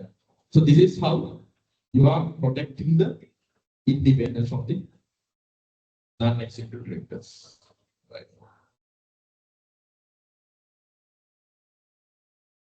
Maintaining the independence of the non-executive directors. So these are how we are ensuring that the independence, the safeguarding the independence. කොහොමද අපි independence ඇති කරන්න කියන්නේ මේ. කොහොමද අපි independence maintain කරන්නේ? පවත්වාගෙන. අපි ඇති කරන්නේ මොකද පවත්වාගෙන යන්නේ? right. දැන් අපි පළවෙනි ඉන්ස්ටන්ස් එකේ හරි මෙයා ඉන්ඩිපෙන්ඩන්ට් කරනවා. හැබැයි අවුරුදු දෙකක් විතර යද්දි ඉන්ඩිපෙන්ඩන්ට් නැති වෙනවා. උදාහරණයක් විදිහට සරල උදාහරණයක් ගත්තොත් in this complex example, when we are taking example, let's say executive director and non-executive independent director got married. Because they are having a kind of arrangement to meet home, so they are having board meeting and regularly meeting. So however they marry. So what will happen? Even though the independent is there, now the independent is breaching after few years time. So you need to maintain. First instance, we need to establish the independence before appointing the non-executive director. Afterward, we need to maintain it. Right. So how to maintain the independence of non-executive director? One way of increasing independence of non-executive director as a whole is to recruit non-executive directors from outside the industry which the company operates. That's one way. Right. For example, we are operating in the finance sector. Right. So what we can do? We can appoint a person from academia as a non-executive director. He's not involving anything with the finance sector. Like our finance company, quality now, non-executive director lecturer who is having a good knowledge about the finance things. He's not involving anything with the finance industry. Right. And non-executive directors from within the industry may also be influenced by the assumptions and kind of a legal aspects of the industry. Non-executive directors from within the industry may also be influenced by the assumptions. Like, industry again, ගත්තොත් එහෙම non-executive director කෙනෙක් ගොඩක් වෙලාවට එයාට තියෙන connections වැඩි. මොකද industry එකනේ. ඒතකොට එයාට industry connections ගොඩක් තියෙනවා. ඒතකොට එයාගේ independence එකට ඒක ලොකු threat එකක්. Right. However, the disadvantage of recruiting non-executive directors from outside the industry is that they may lack strategical awareness of the industry issues, technical knowledge, and network of contacts. Right. So, for example, when we are appointing a director as an academia, right? So, what he's doing is he's not having any connection with the industry normally. ගොඩක් lecturers ගත්තොත් මේගොල්ලෝ industry ගත්තේ connections නැහැ. Right. කවුද ඒකට? මොකද වෙන්නේ industry එකේ එන problems එයාට address කරන්න බැරි වෙනවා because he don't have the knowledge and the connection is not there. Sometimes connections are matters no connection තියෙනවා සමහරවිට අදිසිය දේවල් කරන්න. So it's kind of a disadvantage. In practice, the effectiveness of many boards is probably maximizing by including a mixture of non-executive from within the industry with the technical expertise and industry outsiders with wider regulatory, political, and social insights. So this is the good mix. So when you are appointing non-executive directors, you can appoint the non-executive directors inside and outside. Inside from the industry and outside from the industry. So when you are appointing the inside non-executive directors, we need to focus on the technical expertise. And industry outsiders, they need to have kind of a regulatory knowledge, compliance knowledge. So compliance and the regulatory sort of things and the social insights. So you can go with the outside non-executive directors. For the inside non-executive directors, you can go with the technical expertise. Right. You can have a mix. You can have a mix. Right. So this is how you need to maintain the independence of non-executive. Then normally, කියලා මතේ තමයි industry එකෙන් non-executive director කෙනෙක් ගත්තොත් එයාගේ independence නැහැ කියන්නේ. ඒක true ලංකාවේ නම් ගොඩක් වෙනවා. True. Like there are limited number of people are there. It's completely directorship. සාමාන්‍ය directorships fall කරන්නේ ලංකාවේ ගත්තොත් 30ක් 40ක් වගේ ප්‍රමාණයක්. ඒගොල්ලෝ තමයි මේ වටේ කරකින්. So they are in the connections. They are in the connection with the partners, they are in the connection with those partners, they are in the connection with other members. The cross directorship is there. In Sri Lanka, there are so many cross directorships. So it will reach the independence. Even though we are having the non-executive directors in the board, sometimes creative independence. Right? And we protect them. Kira, minna, minna, minna executive directors, minna non-executive directors. නිකමට වාවුනා කියලා එක කෙනෙක්ව pick කරලා නිකන් internet එකේ search කරලා බලන්න. So sometimes that person will be directly in one of the subsidiary of that company. For example, take the JKH holding. So just sort some non-executive directors and search. Cross directorships are there. Sometimes we can't actually exclude because normally the limited number of people are there. Bigger than I compare directorship bigger. Overall, directors are there. Atau istilah kali, okay. Tengah naik directors lagi. Sesuai dengan topnya, company gone. So that's okay. So there also is appointed as a director of SAP campus. So he is coming to the SAP campus as a director. Because he is an academic. He is having the expertise knowledge. He is working as a kind of a non-executive director. Right. So he is actually executive, but he is working as a non-executive director previously. So now, after retirement, now he is working as an executive director. Right. So likewise, right. They are the performance of non-executive directors. So these are the things that the non-executive directors has to do. Preparation for the meeting, attendance level, willingness to devote time and effort to understand the company and its business, quality and value of the contributions to the board meeting, contribution to develop of strategies and risk management, demonstration of independence, relationship with fellow board members, up-to-date awareness of the technical and industry matters, communication with other directors and shareholders. So these are the things you have to do as a non-executive director. Pay levels like update line of the company, the relationship campaign and management. So those are the things you have to do as a non-executive director. Right. Or else. Yeah. Right.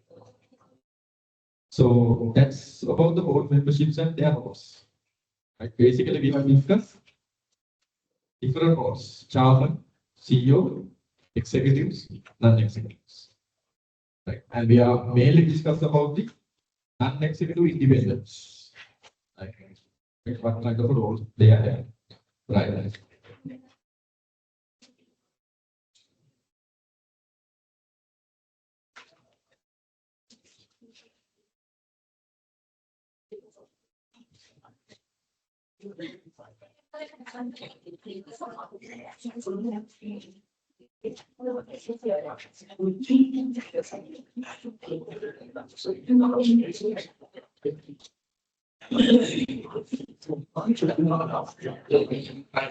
So this is the tutorial I have included, right?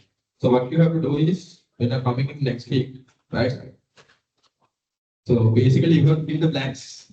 Write the answers. So this will become a kind of a short note when it's come to your examination. Right. So you don't want to study again, so you can go with this note. Right. So everything is summarized. So what you have to do is you need to write the answers. Right. So when it comes to the first one, key issues, right? And the pros and cons of mix of inside and outside board members, which we have discussed. Why is the diversity is important? Then the role of the chairman. Right. List and explain 3 key responsibilities of the chairman. Why it is important for chairman to ensure effective communication with the shareholders. Role of the CEO. What are the primary responsibilities of the CEO? Explain the CEO role in risk management. How does the CEO contribute to the establishment of the company's management? Division responsibilities we have discussed. What are the benefits and drawbacks? Executive directors. What are the primary responsibilities of the executive directors? Non-executive directors. Right. And independence and performance of non-executive directors. So those are the things which we have discussed. 7 topics we have discussed. Right. So each topic I have given you a kind of short note. Right. the question, you can make the short form. Right. And then we are having scenario-based question. Right. So for this question, I will discuss it next week. What you have to do is you need to write the answer. So there are some key characters are there and challenges they have explained. What kind of broad challenges they are having. So what you have to do is you need to write a report. Right. You need to write a report covering these aspects, which we have discussed: the board composition and diversity, division of responsibilities, executive director's performance, like this. Everything you need to write it as a report. This is a kind of expectation in your examination. So you will become as a new governance consultant hired by ABC Corp. You are tasked with addressing the following issues. Write a detailed report. Right. So for this question, I will give you 25 marks. Right. So the question is what right. So therefore, you need to aware about these things. We have discussed about the board composition, what kind of board composition you need to have, what kind of a diversity, what are the importance of diversity, what are the benefits of diversity, and the division of responsibility, why we need to have division of responsibility, what are the benefits, right? Why we need to have this division of responsibility, what are the main reason, right? And when it comes to the executive directors, who are the executive directors, right? What are the advantages and disadvantages? Why we need to have non-executive directors? How we are evaluating performance of the executive directors? Right. So those things you have to write. By evaluating these challenges, the specific challenges have been given. When you are writing the answer, you need to address these challenges. And also the characters also given. Names. So when you are writing the answer, you need to include these names as well, because you are writing the report. Right. It's a general answer, specific way not a question. Right? Specific way not a question. Right. So next week we will start with this one. Right. We are going to discuss this question, and you can make this as a short note. Right. In 15th week, I will provide the answers. Otherwise, we are not doing this.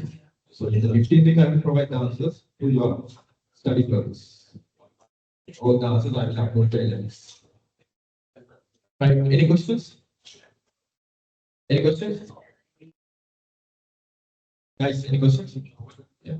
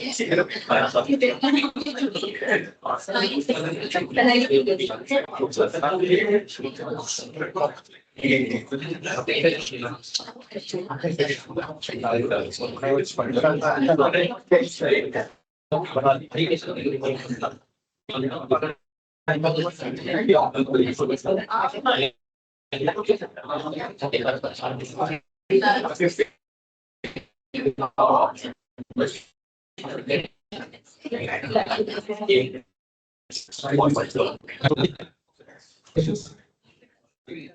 Guys, no questions. Either right. Other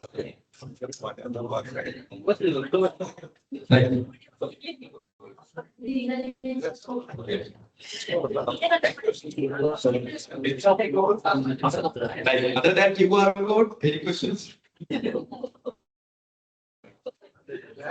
Mana mata kayak QR code juga. Nah, itu saya tulis dalam.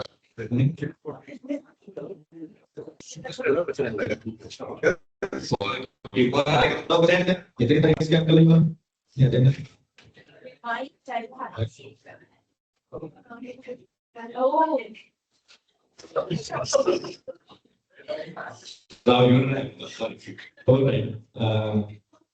No questions. Right. So then let's meet on next week. So you have to do this question, and I will make a Dropbox to upload your answers. Right. Then I will review some answers. If there is a good answer, then I will take it to the class. Right. All right, so thank you very much. Have a good day. And we'll put the QR note.